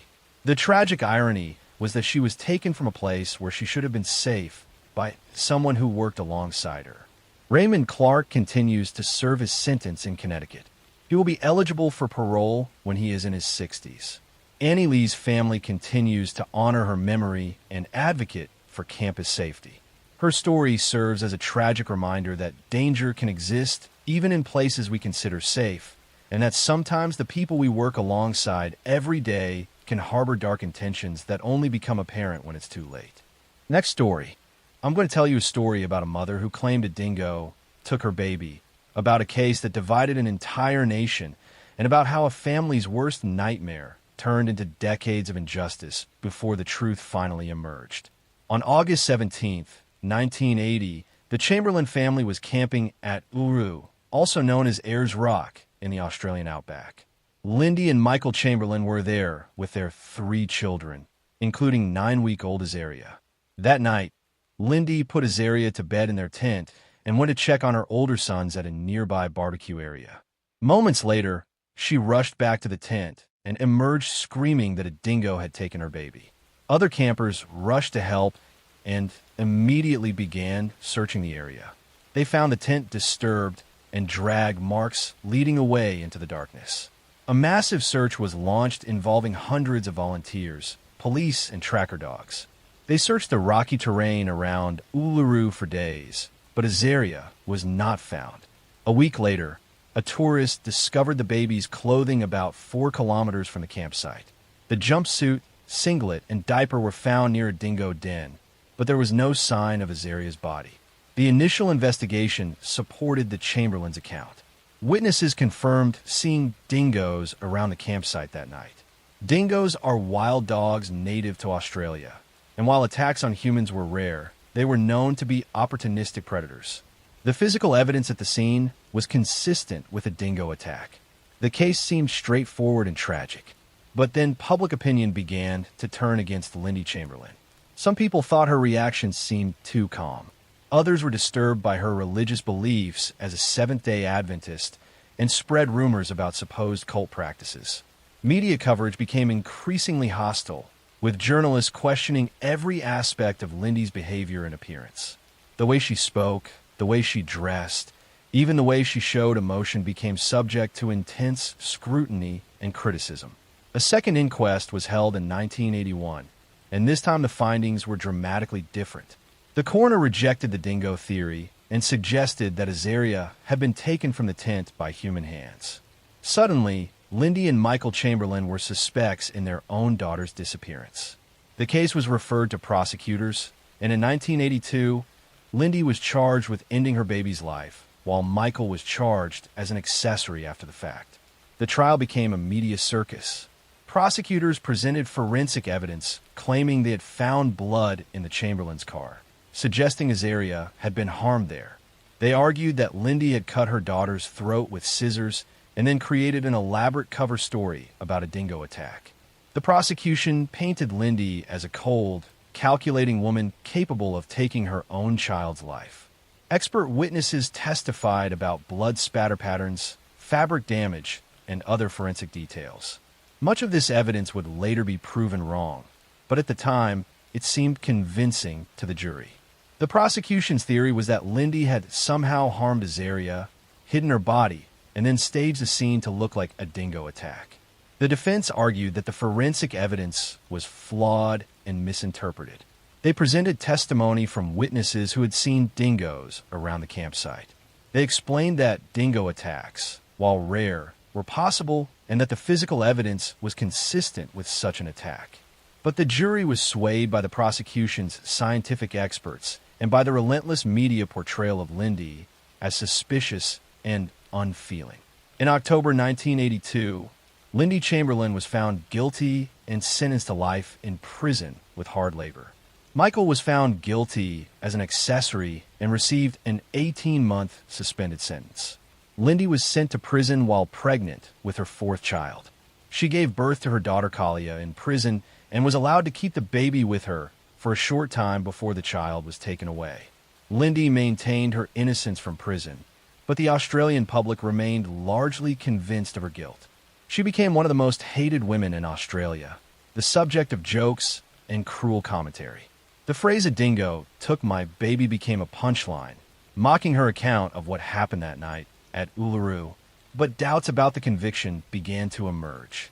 Scientists started questioning the forensic evidence that had been used to convict Lindy. The supposed blood in the car was actually a sound-deadening compound used in manufacturing. The damage to Azaria's clothing was consistent with a dingo's teeth, not scissors. The prosecution's scientific case was falling apart under scrutiny. In 1986, a stunning discovery changed everything. A tourist fell to his death at Uluru, and during the search for his body, police found Azaria's missing matinee jacket in an area filled with dingo layers. This was the jacket Lindy had always said Azaria was wearing, but prosecutors had claimed it never existed and suggested Lindy had made it up. The discovery of the jacket exactly where Lindy said it would be was powerful new evidence. Based on this new evidence, Lindy Chamberlain was released from prison in February 1986 after serving more than 3 years. But she was released on compassionate grounds, not because her conviction had been overturned. She was still legally considered guilty.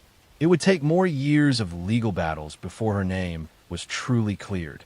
A royal commission investigated the case and found serious problems with the original forensic evidence and the investigation. In 1988, Lindy's conviction was finally overturned, and she was declared innocent. The Chamberlain family received compensation for the wrongful conviction, though no amount of money could restore the years lost or undo the trauma they had endured. But even after the conviction was overturned, questions remained about exactly how Azaria had died. Multiple inquests were held over the following decades. It wasn't until 2012, 32 years after Azaria's disappearance, that a coroner finally issued a death certificate listing the cause of death as a dingo attack. The official record now confirmed what Lindy had been saying all along. The Azaria Chamberlain case became a cautionary tale about rush to judgment, the dangers of unreliable forensic evidence, and how public opinion can influence justice. Lindy had been convicted not primarily because of solid evidence, but because people didn't like her demeanor, didn't trust her religion, and couldn't believe a mother wouldn't show grief in the expected way. The case also revealed real problems with dingo management in Australian national parks. After Azaria's death and the eventual confirmation that a dingo attack had occurred, parks implemented better safety measures and warning systems. There have been other documented dingo attacks since then, confirming that the threat was real. Lindy and Michael Chamberlain divorced in 1991, the strain of the case and conviction having destroyed their marriage. Lindy later remarried and has spent decades advocating for wrongly convicted people. She wrote a book about her experience and has spoken publicly about the injustice she suffered. The tragedy of Azaria Chamberlain is twofold. A baby girl lost her life in a terrible attack in the Australian outback, and then her mother was wrongly imprisoned for years for a crime she didn't commit, while the public mocked her grief and insisted she was a killer. Next story. I'm going to tell you a story about a disappearance that changed the way an entire country looked at its own landscape, a disappearance that began on a long, empty road cutting through the Australian outback. It is a place where the silence is so heavy it feels like part of the air, where the land stretches so endlessly that even the smallest disturbance can vanish into the horizon without a trace. This is the true story of the night British traveler Peter Falconio vanished.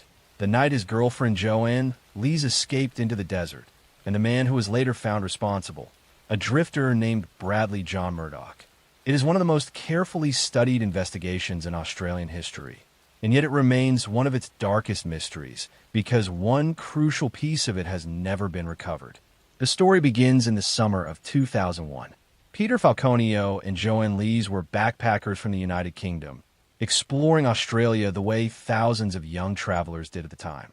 They were following the Stuart Highway, a remote road that runs through the heart of the continent. It is a highway surrounded by stretches of red sand, scraggly bushes, and flatland that looks the same in every direction for miles. Many travelers say that after a while, you stop feeling like you're driving across a country and start feeling like the world around you has become one repeating landscape looping endlessly. On the night of July 21st, the two of them were driving their orange camper van beneath a deep outback sky. Stars in that part of Australia are brighter than anywhere else because there is no city nearby to dim them. The night was quiet, the road empty except for the occasional train thundering past. It felt peaceful, the kind of night where nothing unusual should happen.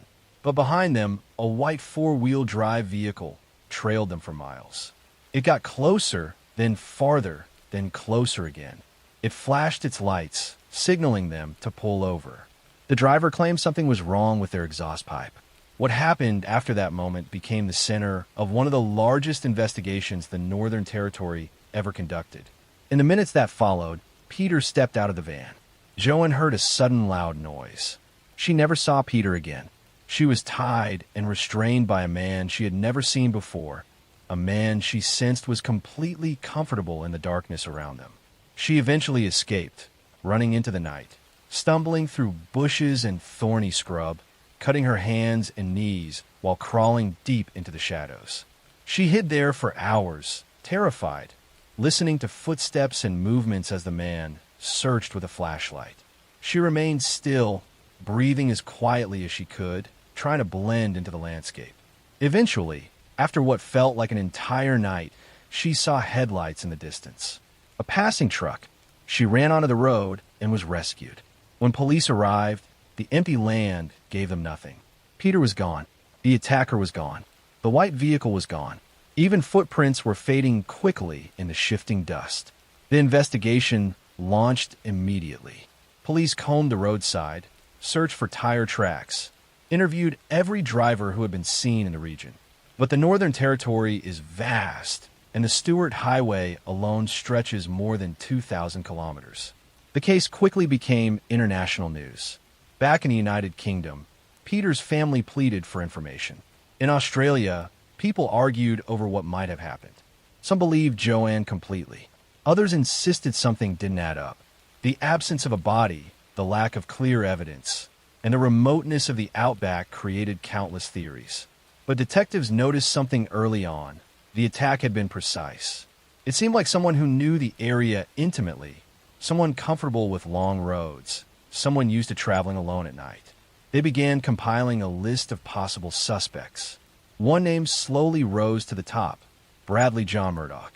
Murdoch was a long-haul driver, mechanic, an occasional criminal who drifted across the Northern Territory in Western Australia. He often traveled with his dogs, slept in his vehicle, and kept to himself.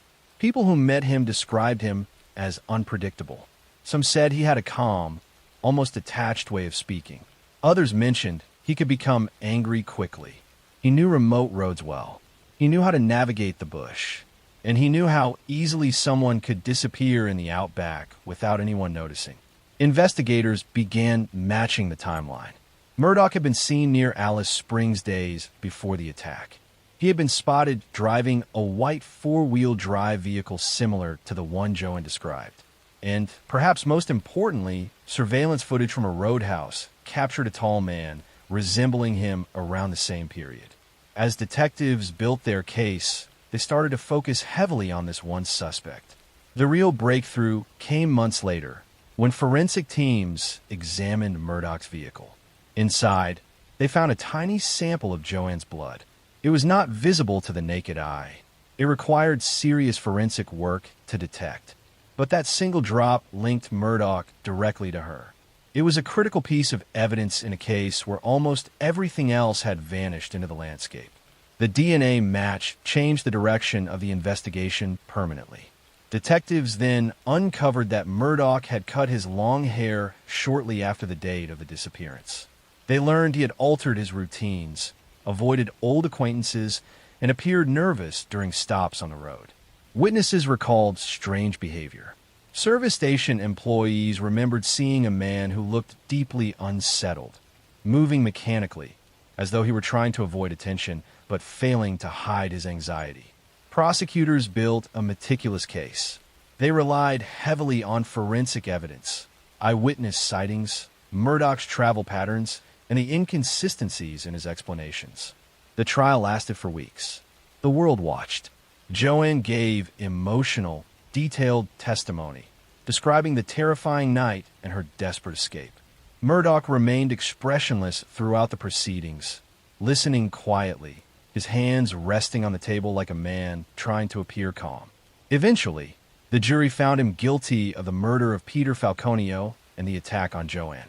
Murdoch was sentenced to life in prison with no parole for decades. But even after the conviction, even after years of searching, one enormous question remained unanswered. Where was Peter's body? Despite exhaustive searches involving helicopters, dogs, drones, forensic experts, and volunteers, no trace of him was ever found. The outback size made the challenge almost impossible. The desert changes constantly. Winds erase tracks. Animals scatter remains. The land recovers from disturbance faster than people imagine. Some areas are so remote that even today, few people walk there in an entire year. Murdoch never confessed. He never admitted involvement. He never guided investigators to the body. He has remained silent for more than 20 years. Some believe he will take the secret to his grave. This case has remained one of Australia's most haunting true crime stories, not because of its violence, but because of its emptiness. The empty road, the empty desert, the unanswered questions, the empty space where a loved one should have been recovered. It is a story about a landscape that can hide anything and a man who understood that landscape better than most. Next story. I'm going to tell you a story about a man who built his entire life around control. Control over his appearance, control over his routine, and most importantly, control over how other people saw him. His name was Mark Hacking, and for years, he lived inside a carefully constructed illusion. To his neighbors in Salt Lake City, Utah, he was a quiet husband. To his family, he was someone working toward a career in medicine. To his wife, Lori, he was a partner building a shared future filled with promise. Their apartment was small but comfortable, filled with the ordinary signs of a young couple moving forward in life. Books stacked near the bed, notes written about future plans, and schedules that reflected ambition and hope. Nothing about their life suggested instability. Nothing about Mark suggested violence. But behind the structure of that ordinary life was a secret he had been hiding for years, and that secret was slowly approaching the point where it could no longer remain hidden. Mark and Lori met years earlier and quickly formed a close bond. Lori was disciplined, motivated, and deeply supportive. She believed in Mark's future. She believed in his intelligence. He had told her he was attending medical school, that he was progressing toward becoming a doctor. She trusted him completely. She told friends and family about his achievements with pride. Their families celebrated their progress, believing they were watching two young people build a stable and meaningful future. Mark reinforced this belief by maintaining routines that appeared consistent with his claims. He left home at expected hours. He spoke about exams. He discussed academic pressures. He created the appearance of someone moving steadily toward a professional career. But the truth was different. Mark had never been accepted into medical school. He had lied. The lie did not exist as a single moment of deception. It existed as a structure, something he maintained daily. Each morning he left the apartment not to attend classes, but to preserve the illusion. Each conversation with Lori reinforced the false reality he had created. He understood that the longer the lie existed, the more difficult it would become to escape it. But instead of admitting the truth, he continued building layers around it. He avoided situations where his claims could be directly verified. He controlled conversations. He provided explanations that prevented deeper questioning. He lived in constant awareness that exposure could happen at any moment. By July 2004, that moment was approaching. Lori had begun preparing to move with Mark to North Carolina, where he claimed he had been accepted into a medical program. She had told her family. She had made plans. She had trusted completely in the future he described. But unknown to her, the truth was beginning to surface. Verification requests were being made. Records were being examined. The illusion was weakening. On the morning of July 19th, 2004, Lori woke up early. It was an ordinary morning. She told Mark she planned to go for a run. She often exercised in the mornings. It was part of her routine. She left the apartment wearing running clothes. She did not take her phone. She did not take identification. She did not take anything unusual. She never returned. At first, Mark's behavior appeared consistent with concern. He told people she had gone running and had not come back. He contacted family members. He spoke with police. He repeated the same explanation. He said he had been asleep when she left and did not know what happened after that. Investigators responded quickly. Missing person cases always begin with urgency, especially when the disappearance is sudden and unexplained. They searched nearby areas. They interviewed neighbors. They examined possible routes Lori might have taken during her run. But investigators quickly noticed something unusual. There was no evidence she had gone running. No witnesses had seen her. No cameras captured her. No physical signs suggested she had left the apartment alive. Investigators began focusing on the last person known to have seen her, Mark. At first, his explanations appeared calm and consistent. He described waking up after she had left. He described assuming she had gone running as planned. He described becoming concerned when she did not return. But investigators are trained to observe details beyond words. They observe timing. They observe inconsistencies. They observe behavior. They examined his movements carefully. They discovered that on the day Lori disappeared, Mark had driven his car to a location investigators would later identify as a landfill transfer station. This discovery was critical. Landfill transfer stations serve as collection points where trash is deposited before being transported to larger landfills. Material deposited there becomes extremely difficult to recover. Investigators examined records. They confirmed Mark had accessed the station that morning. This contradicted his earlier statements. He had not mentioned visiting the station. Investigators searched the apartment. Inside, they discovered evidence that suggested violence had occurred. Blood evidence was found. Attempts had been made to clean it. Cleaning can remove visible signs, but forensic analysis can reveal what remains beneath the surface. Investigators used chemical detection methods that exposed traces invisible to the naked eye. The apartment had been cleaned deliberately. Investigators now understood that Lori had never left the apartment alive. Attention intensified. Search teams focused on the landfill connected to the transfer station Mark had visited. This was an enormous task. Landfills contain massive amounts of material, layered and compressed. Finding specific evidence within them requires extraordinary effort. Investigators coordinated teams. They examined records. They identified sections most likely connected to the material deposited that day. Meanwhile, Mark's behavior changed. Under pressure, maintaining his illusion became impossible. On October 1st, 2004, he confessed. He admitted that Lori had discovered the truth. She had learned he was not attending medical school. She had confronted him. The confrontation forced him to face the collapse of the identity he had built. The life he had presented, the future he had promised, the respect he had received, all of it was built on deception. In that moment, he chose violence instead of truth. His confession confirmed what investigators had already begun to prove through evidence. He was arrested. The investigation that followed revealed the full timeline. His lies had been maintained for years. He had constructed routines designed to prevent discovery. He had relied on trust. He had relied on Lori's belief in him. He had relied on the assumption that the illusion could continue indefinitely. But illusions require constant maintenance.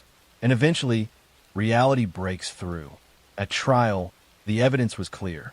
Forensic evidence from the apartment, records from the landfill, his own admission. The jury heard the timeline in detail, understanding how his deception had evolved, how it had reached a breaking point, and how investigators had followed the evidence patiently until the truth was undeniable. Mark Hacking was convicted and sentenced to life in prison. Today, he remains incarcerated, his life defined not by the future he once pretended to pursue, but by the evidence that exposed him. Next story. I'm going to tell you a story about a man who walked into his workplace every day wearing the same uniform, greeting the same coworkers, and performing the same duties with such consistency that no one ever imagined he was capable of violence.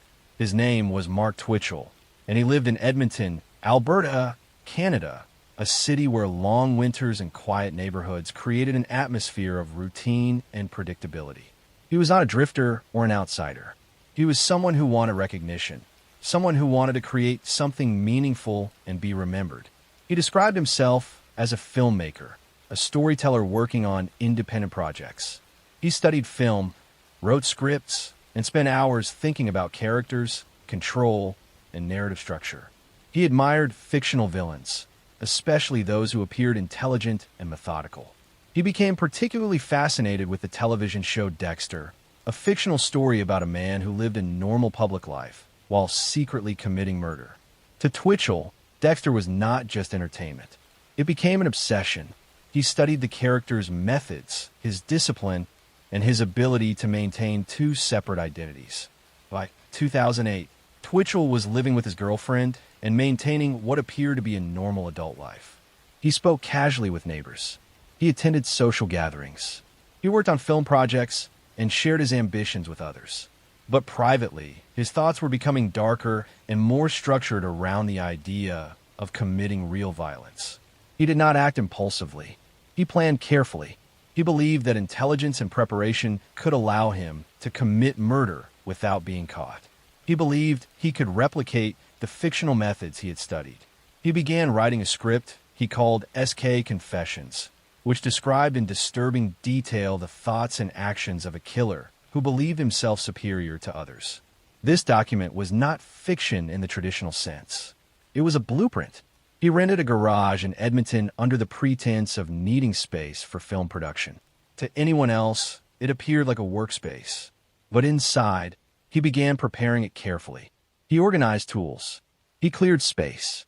He created an environment where he believed he could control another human being completely. He understood that selecting a victim required manipulation. He chose online dating websites as his method of contact. These platforms allowed him to communicate with strangers, to present himself under false identities, and to arrange meetings privately. In October 2008, he created a fake profile posing as a woman. Using this false identity, he contacted a man named Johnny Altinger, a 38-year-old oil field worker. Johnny was an ordinary man with friends, co-workers, and family. He had routines, responsibilities, and plans for his future. He believed he was communicating with a woman interested in meeting him. The conversation developed gradually. Twitchell, pretending to be the woman, gained Johnny's trust and arranged a meeting at the rented garage, claiming it was her residence. On October 10th, 2008, Johnny arrived at the garage, unaware of the danger waiting inside. He entered. He never came out. When Johnny failed to appear at work and stopped responding to messages, his friends became concerned. His disappearance was unusual. He had not told anyone he planned to travel. His belongings remained at home. His phone stopped transmitting signals. Investigators began reconstructing his last known movements. They examined his computer and discovered his recent online conversations. They identified the fake profile he had been communicating with. They traced the account's origin. It led them toward Mark Twitchell. Investigators began surveillance. They observed Twitchell's behavior. He continued his routines normally. He showed no visible panic. He interacted calmly with others. But investigators needed physical evidence. They obtained a warrant and searched the rented garage. Inside, they discovered blood. Not small traces, but clear forensic evidence of violence. They documented every detail. They collected samples. They analyzed patterns. Blood spatter analysis revealed struggle and injury. Investigators also discovered cleaning attempts, but cleaning cannot remove all evidence. Microscopic traces remain embedded in surfaces. The most critical discovery came when investigators searched Twitchell's computer. They found a document he had written, SK Confessions. It described, in first-person detail, the thoughts and actions of a killer. It described luring a victim through online deception. It described controlling the victim. It described violence. It described concealment. The details matched the timeline of Johnny's disappearance precisely. The document was not hypothetical. It was a confession disguised as fiction. Investigators arrested Mark Twitchell on October 31st, 2008. During interrogation, he initially denied responsibility. He claimed his writings were fictional. He claimed the blood evidence had innocent explanations. But forensic analysis contradicted his claims. DNA testing confirmed the blood belonged to Johnny Altinger. Digital forensic experts established the timeline of document creation and online communications. Each piece of evidence reinforced the same conclusion. During trial, prosecutors presented the full scope of evidence. They explained how Twitchell had planned the crime. They presented the confession document. They presented forensic evidence from the garage. They presented digital records linking him directly to the fake online identity. The defense attempted to argue that the document was fiction and that the evidence was circumstantial. But the combination of forensic science, digital records, and physical evidence created a complete narrative. In April 2011, Mark Twitchell was convicted of first-degree murder. He was sentenced to life in prison with no possibility of parole for 25 years. Johnny Altinger's body was never fully recovered, but the evidence left behind told the complete story. The blood, the digital trail, the confession document, and the timeline all confirmed what had happened inside the garage. Twitchell had believed he could control every detail. He believed intelligence would protect him. He believed planning would prevent discovery. But he underestimated forensic science. He underestimated digital evidence. He underestimated the permanence of the traces he left behind. Today, Mark Twitchell remains imprisoned. His attempt to transform fiction into reality ended not in control, but in exposure. His story remains a reminder that those who attempt to construct perfect crimes often leave behind the most detailed evidence of all, hidden in their own words, waiting for investigators to uncover the truth. Next story. On a cold evening in February 1994, the quiet coastal city of Gloucester, Massachusetts, was settling into the slow rhythm of winter when 25-year-old Marian Lenahan left her home to meet someone she had spoken to earlier that day. Marian was a young mother with a small daughter, known by friends and neighbors as responsible, hardworking, and deeply devoted to her child. She had recently been trying to rebuild parts of her life, balancing work, family, and the challenges of raising a child on her own. When she left home that evening, she told people close to her that she would not be gone long. She had arranged to meet someone who had expressed interest in buying a car she had advertised for sale. It seemed like an ordinary transaction, the kind that happens every day when strangers connect through a classified advertisement. Yet that meeting would become the last confirmed moment anyone saw her alive. When Mary Ann failed to return home, concern grew quickly. Family members tried calling friends and places she might have gone, but no one had heard from her. By the following day, the situation had become serious enough that police were contacted, and investigators began to piece together the events leading up to her disappearance. They learned that Mary Ann had received a phone call from a man who claimed he wanted to purchase her vehicle. During the conversation, he asked several questions about the car and suggested meeting in person to discuss the sale. According to phone records and witness statements, the man had arranged to meet her later that evening in a nearby area. After that conversation, Mary Ann prepared to leave, expecting a routine exchange that would likely take less than an hour. She drove away from her home and disappeared into the winter darkness. Investigators began their search by retracing Mary Ann's movements and identifying the person who had called about the car. Phone records became the first major clue. The number used to contact her was traced to a man named John Burbine, a local resident who lived only a short distance away. Burbine was not initially known to police as a violent criminal. On the surface, he appeared to live a relatively ordinary life, though neighbors later described him as quiet and somewhat withdrawn. Detectives decided to question him about the phone call and the planned meeting with Mary Ann. When officers first approached him, Burbine acknowledged that he had contacted her about the car, but claimed that he had changed his mind and never actually met her. According to his explanation, he had simply decided not to pursue the purchase. The explanation raised immediate suspicions. Phone records confirmed that Burbine had indeed spoken with Mary Ann shortly before she disappeared, and the timing of the call suggested that the meeting had been arranged very specifically. Investigators also discovered that the number he used was linked directly to his home. When detectives examined his timeline for the evening, several inconsistencies appeared. Burbine claimed he had been at home during the time Mary Ann vanished, yet he could not provide any witnesses who could confirm his whereabouts. The inconsistencies were enough to justify deeper investigation, and police obtained a warrant to search his property. What investigators discovered inside Burbine's home began to reveal the truth about what had happened that night. Evidence suggested that Mary Ann had indeed come to the house after responding to the offer to purchase her car.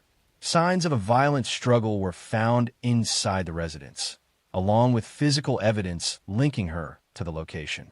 Forensic technicians collected fibers, blood traces, and other materials that would later play an important role in reconstructing the crime.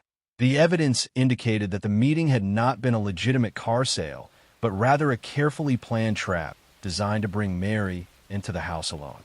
As detectives continued their work, they began to uncover disturbing details about Burbine's actions leading up to the crime. He had intentionally searched classified listings for items being sold by women, using those advertisements as a way to make contact and arrange meetings. The pattern suggested that Mary Ann had been specifically targeted because she appeared vulnerable and willing to meet a potential buyer in person. The strategy allowed him to lure victims into situations where he could isolate them without raising immediate suspicion. Investigators realized that the crime was not impulsive but calculated, the result of deliberate planning and manipulation. Confronted with the growing evidence against him, Burbine's story began to collapse. During further questioning, he eventually admitted that Mary Ann had come to his home that evening. According to his confession, the meeting quickly turned violent. The details of what happened inside the house revealed the extent of the brutality involved, though investigators focused primarily on building a clear timeline and gathering the evidence necessary for prosecution. After the attack, Burbine attempted to conceal the crime by disposing of Mary Ann's body and eliminating traces that might connect him to the murder. The investigation eventually led police to the location where he had hidden her remains. The discovery confirmed what detectives had suspected from the beginning of the case. Mary Ann had been murdered shortly after arriving at his home. The recovery of her body provided crucial forensic evidence that strengthened the prosecution's case and allowed investigators to present a complete account of the events that had taken place that winter night. When the case went to trial, prosecutors presented a detailed narrative supported by physical evidence, phone records, and Burbine's own admissions. They explained how he had used the car advertisement as a way to initiate contact and create the opportunity for the crime. Witnesses testified about Mary Ann's plans that evening, confirming that she had left home expecting a legitimate meeting. Forensic experts described the evidence recovered from the house and the location where her body was found, demonstrating how the investigation had linked Burbine directly to the murder. The defense attempted to challenge aspects of the timeline and suggested alternative interpretations of certain pieces of evidence. But the prosecution's case was strong and carefully constructed. Jurors heard how the phone call had led Mary indirectly to the person responsible for her death, and how the forensic evidence connected the crime scene to Burbine's home. After reviewing the evidence and testimony, the jury found him guilty of murder. He was sentenced to life in prison, ensuring that he would never again be able to harm anyone in the community. For Mary Ann's family, the trial brought a measure of justice, but could never undo the loss they had suffered. Her daughter would grow up without her mother, and the community of Gloucester would carry the memory of a crime that shattered the sense of safety people had long taken for granted. The case became a sobering reminder of how easily ordinary situations can be manipulated by those with violent intentions. A simple classified advertisement, something meant to connect buyers and sellers, had been turned into a tool for deception and harm. The investigation also highlighted the importance of careful detective work and the role of forensic evidence in uncovering the truth. Next story. I'm going to tell a story about a crime that began with a quiet evening in a suburban neighborhood, but slowly revealed a calculated act of violence hidden behind someone who had spent years building the image of a normal, trustworthy neighbor. In the summer of 2006, the town of Cary, North Carolina was known for its calm neighborhoods and steady growth. Families moved there for good schools, quiet streets, and the feeling that it was a place where serious crime rarely happened. On the evening of July 14th, 31-year-old accountant Daniel Reeves left his office just after 6 o'clock and began the short drive back to the house he shared with his wife. Daniel had worked for the same accounting firm for nearly a decade and was known as someone who kept a predictable routine. Most evenings he arrived home shortly after 6:30, had dinner, and spent the rest of the night relaxing or catching up on paperwork. That evening he never made it home. At first his wife assumed he had been delayed at work, but when the hours passed and repeated calls went unanswered, concern began to grow. By the next morning, when he still had not returned and had also failed to appear at his office, she contacted police to report him missing. Detectives began their investigation by tracing Daniel's last known movements. Security cameras from his office building showed him leaving the parking garage at 6:12 p.m. Traffic cameras along his normal route confirmed that his car had passed through 2 nearby intersections. After that point, the trail went cold. Later that afternoon, officers discovered Daniel's vehicle parked along a quiet side road less than 3 miles from his home. The car was locked and appeared undisturbed from the outside. However, investigators noticed something troubling when they looked inside. Daniel's wallet and phone were still sitting on the passenger seat. People rarely abandoned both items voluntarily. Forensic technicians carefully processed the vehicle. A faint smear of blood was discovered along the edge of the driver's seat. Laboratory testing later confirmed the blood belonged to Daniel. The discovery immediately escalated the case from a missing person investigation to a suspected homicide. Detectives began reviewing Daniel's personal and professional life. Co-workers described him as respected and easy to work with. Financial records showed no signs of debt or disputes. His family relationships were stable and supportive. For several days, investigators struggled to find any motive or suspect connected to his disappearance. The break in the case came from a witness who lived near the road where Daniel's car had been found. The neighbor told police that on the night Daniel disappeared, he had seen 2 vehicles stopped along the roadside around 7 o'clock. One of them appeared to be Daniel's sedan. The other was a dark SUV that the witness did not recognize. He remembered the vehicle because it had remained there for several minutes before both cars suddenly drove away. Detectives began canvassing the area looking for surveillance footage that might capture the SUV. A camera from a nearby gas station recorded a vehicle matching the description driving past the intersection shortly after the time Daniel's car had been seen on the roadside. Investigators traced the vehicle's license plate. The SUV belonged to a man named Kevin Mercer. Mercer lived only 2 blocks from Daniel's home. At first, the connection seemed strange. Mercer was a 40-year-old property manager who had lived in the neighborhood for several years. Most neighbors described him as friendly and helpful. He occasionally attended community meetings and had even helped organize neighborhood improvement projects. Detectives brought Mercer in for questioning. During the interview, he acknowledged that he knew Daniel casually from the neighborhood, but insisted he had not seen him recently. Mercer claimed he had spent the evening at home watching television, but investigators soon discovered problems with his timeline. Cell phone records showed Mercer's phone traveling through the same area where Daniel's car had been found at almost the exact time the witness reported seeing the 2 vehicles together. When confronted with that information, Mercer said he had simply been driving through the area on his way back from running errands. The explanation did not fully convince investigators. A search warrant was obtained for Mercer's SUV. Inside the cargo area, forensic technicians discovered fibers that matched the fabric from Daniel's car seats. Even more significant were tiny traces of blood embedded in the rear floor mat.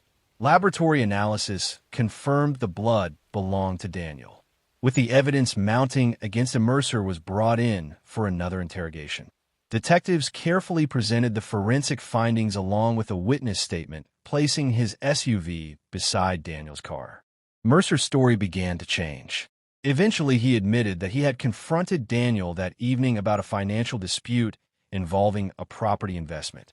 According to Mercer's statement, the 2 men had argued on the roadside after Mercer forced Daniel to pull over. The confrontation quickly escalated into violence. Investigators believe Mercer attacked Daniel during the argument and later attempted to hide the crime by moving the body away from the area. After several hours of questioning, Mercer finally revealed the location where he had taken Daniel. Detectives followed him to a remote wooded area nearly 20 miles outside Cary. There they discovered Daniel's remains concealed beneath brush and soil. The discovery allowed prosecutors to move forward with formal murder charges. During the trial, investigators reconstructed the entire timeline of the crime. Surveillance footage from traffic cameras showed Mercer following Daniel's vehicle shortly after he left work. Witness testimony placed both vehicles on the roadside where the confrontation occurred. Forensic experts explained how blood traces and fibers inside the SUV connected Mercer directly to the attack.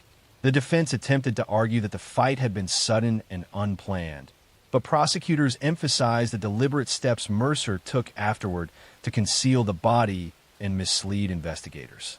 After deliberating, the jury returned a guilty verdict. Kevin Mercer was sentenced to life in prison without the possibility of parole.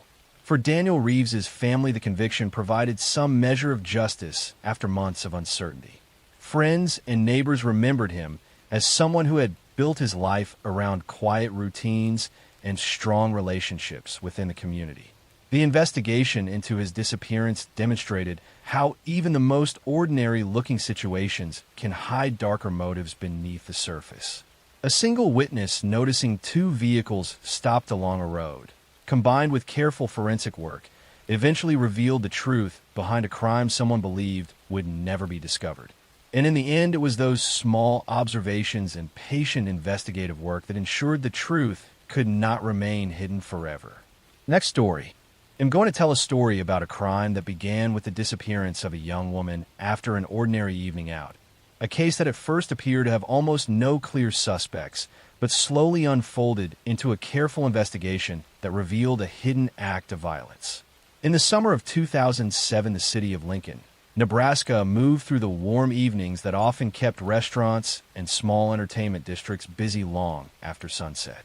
Among the people enjoying that quiet rhythm of the city was 27-year-old office administrator Nicole Harris. Nicole worked for a small insurance agency located downtown and had lived in Lincoln for most of her life. Friends describe her as dependable and organized, someone who usually kept a predictable routine during the week. After work, she often met friends for dinner or stopped by a nearby cafe before returning to the small apartment she rented only a few blocks from the office. On the evening of June 14th, Nicole finished work around 5:30 and later met a friend at a small restaurant not far from downtown. The two talked for nearly an hour before Nicole said she planned to stop by a grocery store on her way home. Security cameras at the store showed her entering shortly after 7. She purchased a few basic items and walked out carrying a single bag. The footage showed her loading the groceries into the passenger seat of her car before driving away. That moment would become the last confirmed sighting of her alive. When Nicole failed to return home, that night her roommate initially believed she might have gone to visit family or spend the evening with friends. But by the following morning, when her phone continued going straight to voicemail, and she had also missed work, concern quickly began to grow. Police were contacted that afternoon, and a missing person investigation began. Detectives started by retracing Nicole's route after leaving the grocery store. Traffic cameras showed her car traveling along the road that normally led toward her apartment. But one camera captured something unusual. Her car suddenly turned into a large parking lot behind a closed office building several blocks away from her usual route. Investigators had no immediate explanation for why she would stop there. 2 days later, a security guard working nearby noticed Nicole's car still sitting in that same parking lot and contacted police. The vehicle was locked and appeared untouched from the outside. Inside, however, detectives noticed several details that raised concern. Nicole's purse was still sitting on the passenger seat, and the grocery bag remained on the floor near the dashboard. Forensic technicians examined the interior of the car. Using specialized lighting, they discovered faint traces of blood along the edge of the driver's seat and near the door handle. Laboratory testing later confirmed the blood belonged to Nicole. The case quickly shifted from a missing person investigation to a suspected homicide. Detectives began examining Nicole's personal and professional relationships. Co-workers described her as friendly and reliable.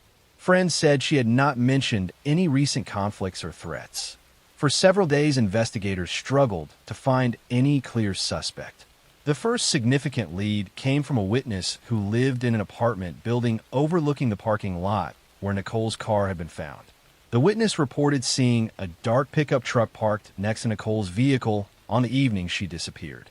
According to the witness, the truck remained there for several minutes before suddenly driving away. Detectives began searching for surveillance footage from nearby streets that might have captured the truck. After reviewing recordings from several cameras, they located footage showing a similar vehicle leaving the area shortly after the time Nicole had arrived. Investigators were able to identify the license plate. The truck belonged to a man named Andrew Collins. Collins was 39 years old and worked as a maintenance contractor for several commercial properties around the city. Records showed that he had recently completed repair work at the office building where Nicole worked. Detectives contacted Collins and asked him to come in for questioning. During the interview, he admitted that he had visited Nicole's office building for maintenance jobs, but insisted he barely knew her. He also claimed he had been working in another part of the city the evening she disappeared. However, investigators soon discovered inconsistencies in his story. Cell phone records placed Collins in the exact area of the parking lot at around the same time Nicole's car had been seen turning into the lot. When detectives confronted him with that information, he said he had simply been driving through the area on his way home.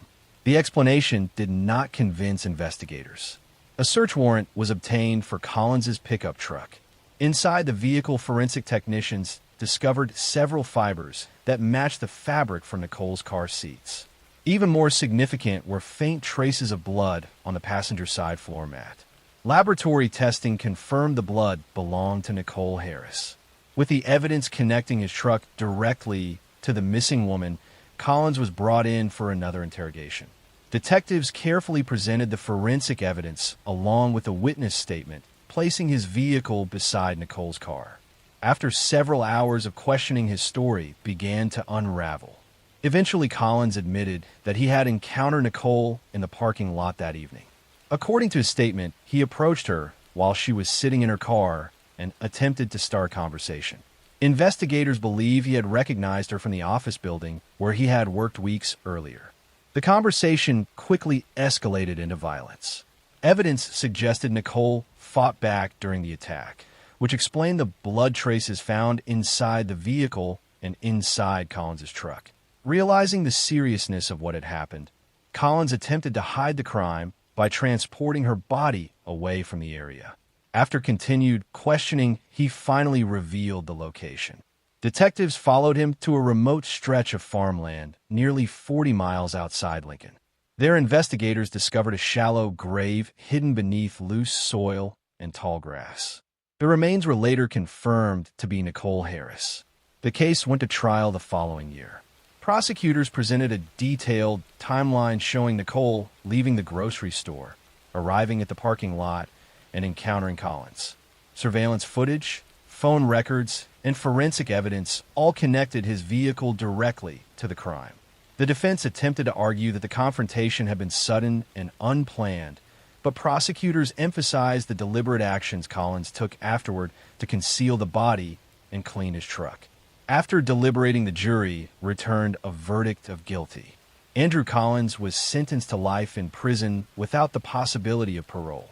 For Nicole Harris's family, the conviction brought some measure of closure after months of uncertainty and grief. Friends and co-workers remembered her as someone who had built a quiet life around routine and strong friendships. The investigation into her disappearance demonstrated how even a case that begins with almost no evidence can eventually be solved through careful attention to small details. Next story. I'm going to tell a story about a crime that began with a missing freelance photographer after a routine assignment. A disappearance that at first seemed like someone staying out late for work, but slowly unfolded into a calculated act of violence, uncovered through persistence and careful investigation. In the summer of 2006, the city of Denver, Colorado, was busy with events, private functions, and corporate gatherings that often required photographers to work late into the evening. Among them was 35-year-old freelance photographer Jason Miller. Jason had built a steady career covering small events, business functions, and private bookings. Clients described him as professional, punctual, and easy to work with. Because of his job, it was not unusual for him to be out late, sometimes traveling across different parts of the city in a single evening. Still, he always checked in with family once he finished an assignment. On the night of June 3rd, Jason had been hired to photograph a small corporate gathering at a downtown office building. Several attendees later confirmed that he worked through the event and was seen packing up his equipment around 9:40 p.m. Security cameras inside the building captured him leaving through the main entrance and walking toward the parking garage. That moment would become the last confirmed sighting of him alive. When Jason did not return home that night, his sister initially assumed he had taken on another late job or stayed out editing photos. But by the following afternoon, when he had not responded to calls and had missed a scheduled meeting with a client, concern quickly began to grow. Police were contacted later that day. Detectives began by retracing Jason's movements after leaving the office building. Cameras inside the parking garage showed him loading his camera equipment into his SUV and driving out at approximately 9:52 p.m. Traffic cameras later captured the vehicle heading toward the main road that led to his apartment. But one camera recorded something unusual. Instead of continuing home, Jason's SUV turned toward an industrial corridor lined with warehouses and storage yards. Investigators could not immediately explain why he would go there. 2 days later, Jason's SUV was discovered parked behind a closed warehouse in that same area. The vehicle was locked and appeared undisturbed from the outside. Inside, however, detectives noticed several concerning details. His camera equipment was still inside the vehicle, neatly packed. His phone and wallet were sitting on the passenger seat. Forensic technicians examined the interior carefully. Using specialized lighting, they discovered small traces of blood along the driver's side door and near the seat. Laboratory testing later confirmed the blood belonged to Jason. The case quickly shifted from a missing person investigation to a suspected homicide. Detectives began examining Jason's recent assignments and client interactions. One booking quickly stood out. The corporate event he had attended that evening had been organized by a small consulting firm. While most attendees were accounted for and interviewed, one individual drew particular attention. A contractor named Michael Turner had been present at the event and had briefly spoken with Jason about additional photography work. Investigators located Turner and asked him to come in for questioning. During the interview, Turner admitted attending the event and speaking with Jason, but claimed he had left shortly afterward and had no further contact with him. He also insisted he had spent the rest of the evening at home. However, investigators soon discovered inconsistencies in his timeline. Cell phone records placed Turner's phone in the same industrial area where Jason's SUV had been found at approximately the same time he disappeared. When confronted with that information, Turner said he had been driving through the area on his way to meet a friend. The explanation raised suspicion, but investigators needed stronger evidence. A security guard working at a nearby warehouse later reported seeing two vehicles parked behind the building around 10:30 that night. One matched Jason's SUV. The other was a dark sedan that remained there briefly before leaving quickly. Detectives reviewed surveillance footage from nearby roads and located a camera that captured a vehicle matching that description. The license plate was traced back to Michael Turner. With that information, investigators obtained a search warrant for his vehicle. Inside, the car forensic technicians discovered several fibers that matched the interior upholstery from Jason's SUV. More importantly, they found faint traces of blood on the rear floor that appeared to have been partially cleaned. Laboratory testing confirmed the blood belonged to Jason Miller. Turner was brought in for a second interrogation. Detectives carefully presented the forensic evidence along with the phone records and witness statements, placing him at the scene. As the questioning continued, his story began to collapse. Eventually, Turner admitted that he had followed Jason after the event under the pretense of discussing future work. According to his statement, he convinced Jason to stop in the industrial area to talk privately. Investigators believe he had chosen the location because it was quiet and isolated. The conversation quickly escalated into violence. Evidence suggested Jason attempted to defend himself, which explained the blood traces found inside both vehicles. Realizing the seriousness of what had happened, Turner attempted to hide the crime by moving Jason away from the area and abandoning his SUV behind the warehouse. After several hours of questioning, he finally revealed the location. Detectives followed him to a remote mountainous area nearly 40 miles outside Denver, where a shallow grave had been hidden beneath rocks and soil. The remains discovered at the site were later confirmed to be Jason Miller. The case went to trial the following year. Prosecutors presented a detailed timeline showing Jason leaving the event, diverting from his normal route, and arriving at the industrial area. Surveillance footage, cell phone records, and forensic evidence all connected Turner's vehicle directly to the crime. The defense attempted to argue that the confrontation had been sudden, but prosecutors emphasized the deliberate actions Turner took afterward to conceal the body and clean his car. After deliberating, the jury returned a verdict of guilty. Michael Turner was sentenced to life in prison without the possibility of parole. For Jason Miller's family, the conviction brought some measure of closure after months of uncertainty and grief. Clients and colleagues remembered him as someone who had built a career through reliability and professionalism. The investigation into his disappearance demonstrated how even a case that begins with very little information can eventually be solved through persistence and careful attention to detail. Next story. I'm going to tell you a story about a woman who disappeared from her home in a quiet suburb of Brisbane, Australia, a disappearance that at first appeared confusing but not immediately violent, and which would remain unsolved for years before investigators uncovered a truth hidden beneath layers of lies, manipulation, and careful planning. Her name was Alison Baden-Clay, and in April 2012, her sudden disappearance would trigger one of the most closely followed murder investigations in modern Australian history. Alison Baden-Clay was 43 years old. She lived with her husband, Gerard Baden-Clay, and their 3 young daughters in the suburb of Brookfield, an area known for its peaceful atmosphere, family homes, and tree-lined streets. Alison was known as a devoted mother. She volunteered at her daughter's school, participated in community activities, and maintained close relationships with family and friends. Her life revolved around raising her children and supporting her family. Gerard Baden Clay was a real estate agent. He came from a prominent local family. His business relied heavily on reputation, trust, and personal relationships. To outsiders, their marriage appeared stable. They attended social events together. They raised their children together. They lived the life expected of a suburban family. But beneath the surface, their marriage was under strain.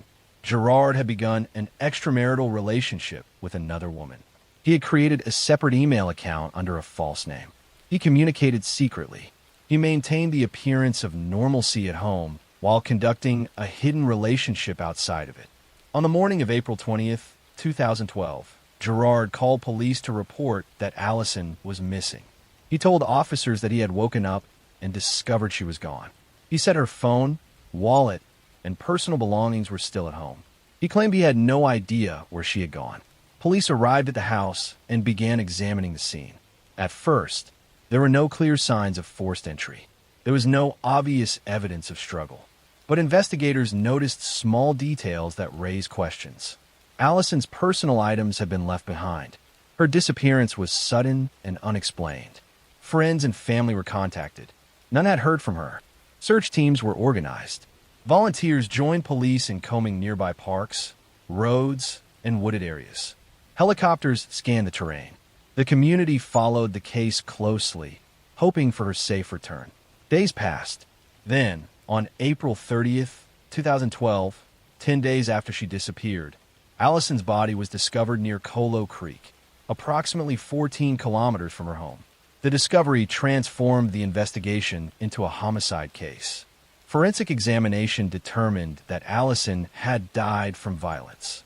Her body showed signs consistent with homicide rather than accident. Police began examining Gerard's behavior more closely. They reviewed his phone records, emails, and financial activity. They discovered his ongoing affair. They uncovered evidence that he had been under financial stress. His business was struggling. He had significant debts.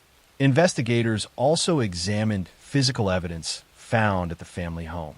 They discovered scratches on Gerard's face. When questioned, he initially claimed the scratches were caused by shaving. Later, he provided a different explanation, saying they were caused by a tree branch. These inconsistencies raised suspicion. Forensic analysis of the home revealed traces of Allison's blood. Investigators reconstructed the timeline of the night she disappeared. They determined that Gerard had been alone with her during the time she was last seen alive. In June 2012, Gerard Baden Clay was arrested and charged with murder. The trial began in 2014. Prosecutors presented a detailed case. They argued that Gerard had killed Allison inside their home and later disposed of her body near Colo Creek. They presented forensic evidence, phone records, and testimony demonstrating inconsistencies in his statements. The defense argued that the evidence was circumstantial and did not conclusively prove murder. The jury examined the evidence carefully. They considered the scratches on Gerard's face, the blood evidence inside the home, his financial and personal circumstances, and his changing explanations. In July 2014, Gerard Baden Clay was found guilty of murder. He was sentenced to life imprisonment. The case had a profound impact on the community. Brookfield, once known only as a quiet suburb, became associated with a crime that shattered its sense of security. Friends, neighbors, and family members struggled to understand how someone who appeared ordinary could commit such violence. The investigation demonstrated how homicide can occur within familiar environments, how deception can exist behind everyday routines, and how forensic evidence and careful investigative work can uncover truth even when no witnesses are present. Allison's daughters grew up without their mother.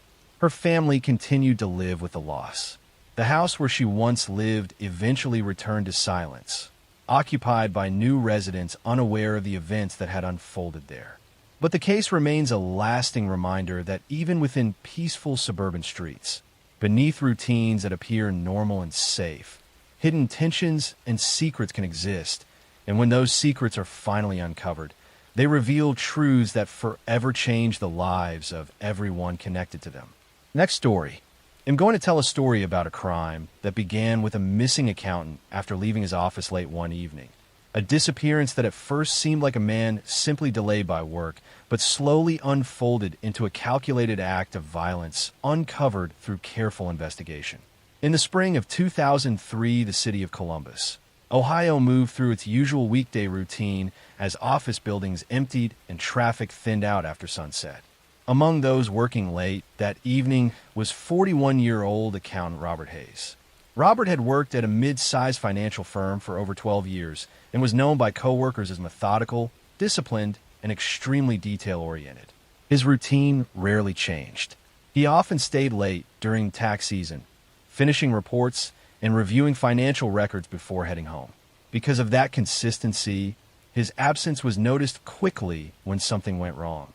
On the evening of April 14th, Robert remained in the office after most employees had left. A coworker later recalled briefly speaking with him around 7:20 p.m. as Robert continued reviewing documents at his desk. Security cameras inside the building captured him leaving the office at approximately 8:05 p.m., carrying a briefcase and walking toward the underground parking garage. The garage camera showed him entering his car and driving out a few minutes later. That moment would become the last confirmed sighting of him alive. When Robert did not arrive home that night, his wife initially assumed he had stayed late or stopped somewhere on the way. But when repeated calls went unanswered and he also failed to appear at work the following morning, concern quickly began to grow. Police were contacted later that day. Detectives began by retracing Robert's route after leaving the office. Traffic cameras showed his car traveling along the main road that led toward his neighborhood. But one camera captured something unusual. Instead of continuing home, the car turned toward a quiet industrial stretch lined with warehouses and storage buildings. Investigators could not immediately explain why he would go there. 2 days later, Robert's car was discovered parked behind a closed warehouse in that same area. The vehicle was locked and appeared undisturbed from the outside. Inside, however, detectives noticed several troubling details. Robert's briefcase was sitting on the passenger seat, and his phone was still inside the vehicle. Forensic technicians examined the interior carefully. Using specialized lighting, they discovered small traces of blood along the driver's side door and near the seat. Laboratory testing later confirmed the blood belonged to Robert. The case quickly shifted from a missing person investigation to a suspected homicide. Detectives began examining Robert's work at the financial firm. Coworkers mentioned that he had recently been reviewing several irregular accounts connected to a client company. The company was managed by a man named Stephen Clark. Records showed that Robert had raised concerns about discrepancies in financial statements linked to Clark's business. According to colleagues, Robert had planned to escalate the issue to senior management. Detectives decided to interview Clark. During the conversation, Clark admitted that Robert had been reviewing his company's accounts but insisted everything was legitimate. He claimed he had not seen Robert outside of normal business meetings and had spent the evening at home. However, investigators soon discovered inconsistencies in his statement. Cell phone records placed Clark's phone in the same industrial area where Robert's car had been found at approximately the same time he disappeared. When confronted with that information, Clark said he had been driving through the area to check on a storage unit he rented. The explanation raised suspicion, but investigators needed stronger evidence. A security worker at a nearby warehouse later reported seeing 2 vehicles parked behind the building that evening. One matched Robert's car. The other was a dark sedan that remained there briefly before leaving.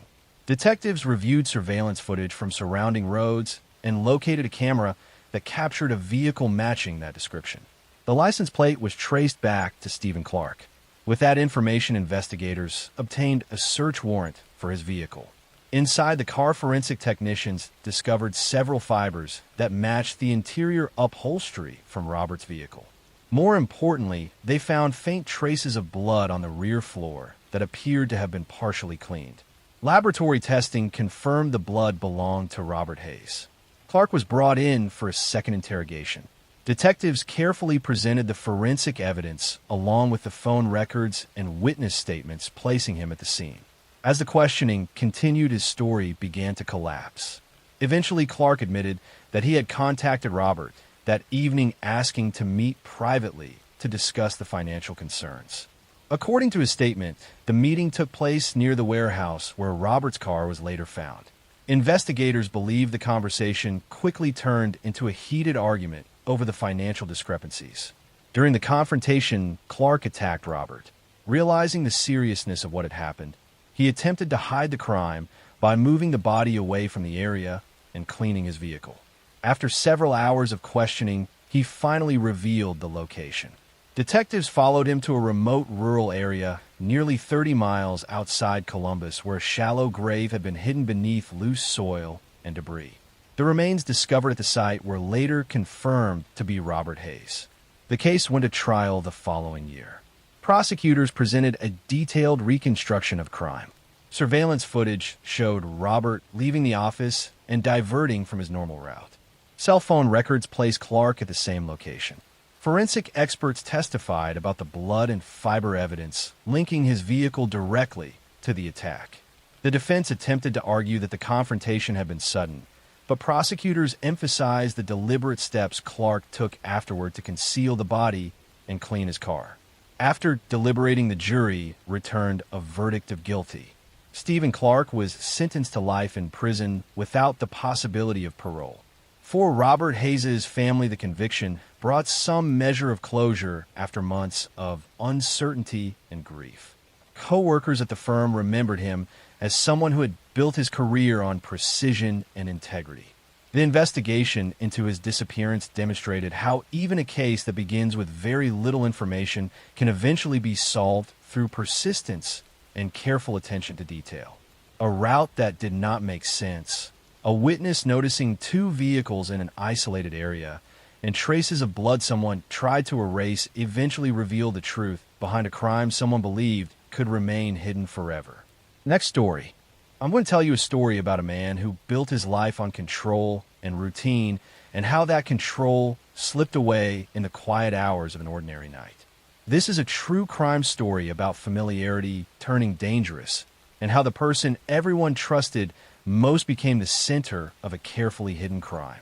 Chris Watts lived in Frederick, Colorado with his wife Shannon Watts and their two young daughters Bella and Celeste. From the outside, their life looked organized and successful. Chris worked in the oil industry and was known as quiet, reliable, and reserved. Shannon was active on social media, where she shared moments of family life, birthdays, vacations, and daily routines. To friends and neighbors, they appeared to be a typical modern family balancing work, parenting, and long-term plans. But behind closed doors, the relationship was unraveling slowly and silently. Chris had begun an affair with a co-worker, and with that relationship came a growing desire for a different life. He wanted freedom without responsibility and a future without the family he had already built. Instead of confronting the reality of divorce, financial strain, and public judgment, he withdrew emotionally and began living in his own head where problems could be erased rather than solved. In the early morning hours of August 13th, 2018, Shannon returned home from a business trip. Surveillance footage later showed her entering the house quietly while the neighborhood slept. That was the last time she was seen alive. What happened inside that house unfolded without witnesses, without raised voices heard outside, and without any sign of immediate chaos. By morning, Shannon and the children were gone. Chris reported them missing later that day, claiming he had no idea where they were. He spoke calmly to police and media, asking for their safe return. He stood in front of cameras, appearing nervous but cooperative. He agreed to searches and interviews, and even took a lie detector test, believing he could maintain the image of a worried husband. Investigators quickly noticed inconsistencies. Chris showed little emotional reaction when discussing his missing daughters. He avoided eye contact and spoke in rehearsed phrases. Phone records revealed his affair. Neighbor security footage showed him loading items into his truck early that morning in a way that did not match his story. Under pressure, Chris confessed. He admitted that he had killed Shannon inside their home. He then drove to an oil site owned by his employer with the bodies of his children in the truck.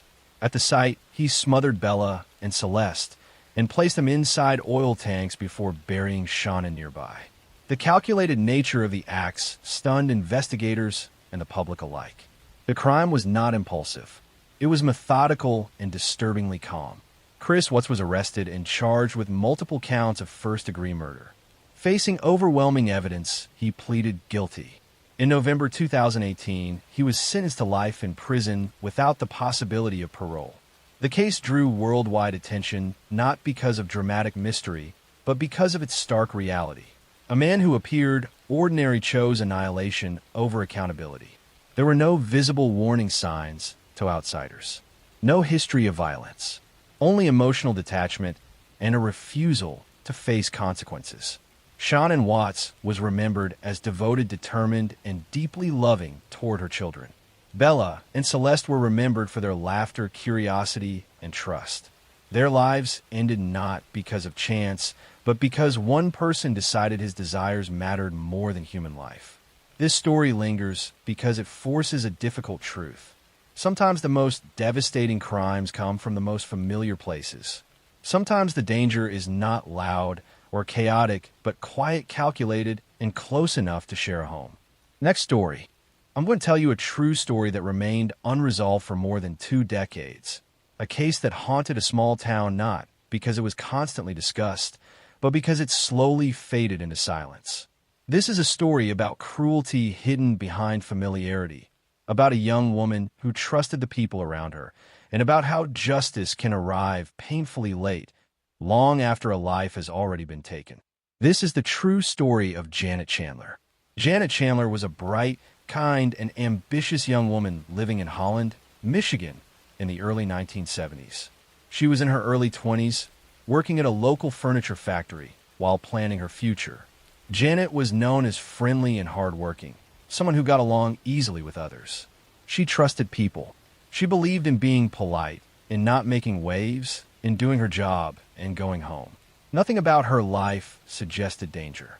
At the factory, Janet worked alongside several men who outwardly appeared ordinary. They joked, complained about work, and shared long shifts together. Over time, some of them began spreading cruel rumors about Janet, claiming she was promiscuous, that she behaved improperly, that she deserved ridicule. None of it was true, but the rumors took on a life of their own. Instead of being dismissed, they were repeated, exaggerated, and used to justify something unthinkable. In March of 1973, Janet disappeared. She didn't show up for work. She didn't call. Her car was found abandoned. For days, then weeks, there were no answers. Friends and family searched desperately. Police investigated, but there were no witnesses, no clear suspects, and no immediate evidence of what had happened. The case went cold almost as quickly as it began.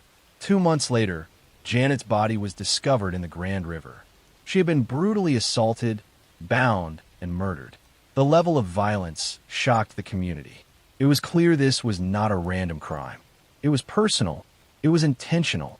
But still, no one was charged. Fear settled over the town, followed by silence. People whispered, but no one spoke openly. For years, Janet Chandler's murder remained unsolved. Her family lived with unanswered questions. Her co-workers moved on with their lives. The factory continued operating. The men who had worked alongside her aged, married, and built families of their own. Time passed, and the case faded into the background, becoming one more unsolved tragedy. But the truth did not disappear. It waited. Decades later, in the mid-2000s, one of the men involved began to speak. Age, guilt, and distance loosened what fear had once sealed shut. He admitted that Janet had been targeted by a group of co-workers who believed the rumors they had helped create. They abducted her after work, took her to an isolated location, and subjected her to hours of abuse. What began as cruelty fueled by entitlement and resentment ended in murder. Investigators reopened the case with renewed focus. Old files were pulled. Witnesses were re-interviewed. Slowly, the picture that emerged was horrifying in its ordinariness. These were not strangers, not criminals living on the margins. They were men Janet worked with every day, men who laughed with her, shared shifts with her, and then decided she was less than human. In 2007, more than 30 years after Janet Chandler was killed, several men were arrested and charged. Some accepted plea deals. Others went to trial. In court, the details were finally spoken aloud. Janet's family heard what had been done to her. The town was forced to confront what had been allowed to hide behind silence for decades. The convictions brought a form of justice, but not closure. Janet's life could not be returned. Her future had been erased in a single night, and the years that followed only deepened the loss. Her parents had grown old without answers. Her siblings had lived with uncertainty for most of their lives. This case is chilling not because it was hidden well, but because it was hidden by people choosing not to see. Rumors were treated as permission. Silence was treated as safety. Time was allowed to wash responsibility away. And for decades, it almost worked. Janet Chandler was not reckless. She did not place herself in danger. She trusted the environment she was in, the people she worked beside, the routine of her life. That trust was used against her in the most brutal way. Her story reminds us that some crimes survive not because they are clever, but because no one wants to confront what they say about ordinary people. And sometimes, justice arrives not swiftly, but slowly, carried forward by the weight of truth that refuses to stay buried forever. Next story. I am going to tell you a story about a woman who trusted the man she loved, about a marriage that slowly became a prison, and about a crime that was carried out with chilling calmness in the early hours of an ordinary morning. This is a story about control, deception, and how violence can hide behind politeness and routine. This is the true story of Laci Peterson. Laci Peterson was 8 months pregnant and living in Modesto, California, with her husband Scott Peterson. She was known for her warmth, her humor, and her excitement about becoming a mother. Friends described her as hopeful and devoted. She had already chosen a name for her baby boy, Connor. Her life revolved around preparing for motherhood and building a future she believed was safe. Scott Peterson appeared supportive on the surface. He worked in fertilizer sales, dressed neatly, and spoke calmly. To neighbors and acquaintances, the couple looked stable. But beneath that image, cracks were forming that no one fully understood at the time. On the morning of December 24th, 2002, Laci disappeared. Scott told police that he had gone fishing alone at the Berkeley Marina earlier that day. He claimed Laci was home when he left, cleaning the house and walking their dog. When he returned later that afternoon, she was gone. The dog was found wandering the neighborhood with its leash still on. Laci's purse, keys, and personal belongings were still inside the house. The timing was immediately unsettling. A heavily pregnant woman vanishing on Christmas Eve drew national attention almost instantly. Volunteers searched parks, neighborhoods, and waterways. Posters went up across California. Candlelight vigils were held. The public watched closely, hoping for a miracle. Scott Peterson became the focus almost immediately. His behavior did not match the fear and desperation many expected. He remained composed. His emotions appeared restrained. He spoke about Laci in the past tense. Small details in his story shifted subtly with each retelling. Detectives noticed inconsistencies, but at first, there was nothing concrete enough to act on. Then investigators uncovered something devastating. Scott Peterson had been having an affair. Months before Laci disappeared, Scott had begun a relationship with a woman named Amber Fry. He told her he was unmarried. He told her this would be his first Christmas without his wife, even though Laci was still alive at the time. After Laci went missing, Amber realized the truth and contacted police. Phone calls between Scott and Amber were recorded. While search teams were looking for Laci, Scott was speaking to his mistress, standing at a vigil, telling her he was in Paris, watching fireworks, pretending his wife was already gone. The contrast between his words and reality was chilling. As the investigation continued, physical evidence began to surface. Scott's boat had been purchased secretly. He told no one about it. He had researched tidal patterns in the bay. Concrete anchors were found missing from his garage, with only one remaining. Prosecutors would later argue that the anchors had been used to weigh Laci's body down in the water. In April 2003, months after Laci disappeared, human remains surfaced along the San Francisco Bay shoreline. They were identified as Laci Peterson and her unborn son. The discovery shattered any remaining illusion that this was a missing persons case. It was now a homicide investigation. The location of the bodies was hauntingly close to the area Scott had claimed to be fishing on the day Lacey vanished. Scott Peterson was arrested shortly afterward. At trial, prosecutors painted a picture of a man who wanted freedom from responsibility. They argued that Scott viewed his wife and unborn child as obstacles to a new life. They presented evidence of deception, financial motives, and deliberate planning. They showed how Scott maintained his calm demeanor even as his lies unraveled. The defense argued that Scott was being judged unfairly. They claimed the evidence was circumstantial. They suggested Lacey may have been abducted by someone else. They pointed to media pressure and public opinion as forces that had already decided Scott's guilt. But the jury focused on patterns. The secrecy, the affair, the boat, the lies, the location of the bodies, the absence of grief. When taken together, they formed a picture that was impossible to ignore. In November 2004, Scott Peterson was found guilty of first-degree murder for Lacey and second-degree murder for Connor. He was sentenced to death, later changed to life without parole. Lacey Peterson became a symbol of betrayal at its most intimate level. She trusted the man she shared her home with. She believed in a future that never arrived. Her story forced the public to confront how easily appearances can deceive and how violence does not always arrive loudly or suddenly. Sometimes it arrives quietly. Sometimes it wears familiarity. And sometimes the most dangerous person is the one who knows your routines, your hopes, and your vulnerabilities better than anyone else. Lacey's legacy lives on through awareness, through changes in how crimes against pregnant women are prosecuted, and through the memory of a life taken before it had the chance to fully begin. In the end, this story is not just about murder. It is about trust, and what happens when that trust is used as a weapon. Next story. I'm going to tell a story about a crime that began with a missing man in a quiet Midwestern town. A disappearance that at first looked like someone simply leaving town without telling anyone, but slowly turned into a detailed investigation that uncovered a carefully hidden murder. In the spring of 2000 for the town of Davenport, Iowa moved through its usual steady rhythm along the Mississippi River. The community was not large, but it was busy enough that most people kept regular routines between work, family, and weekend gatherings. Among the residents was 37-year-old construction supervisor Mark Delaney. Mark had worked for the same regional construction company for nearly 12 years and was known as someone who rarely missed a day of work. Co-workers described him as straightforward and dependable. His days usually started early at job sites around the city, and by late afternoon, he returned home to the small house he had purchased several years earlier.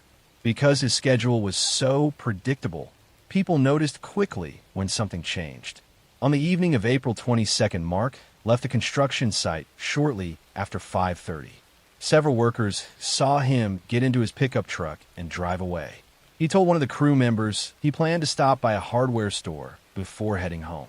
Security cameras later confirmed that he did visit the store. Around 6:15, he purchased a few small tools and walked out carrying a plastic bag.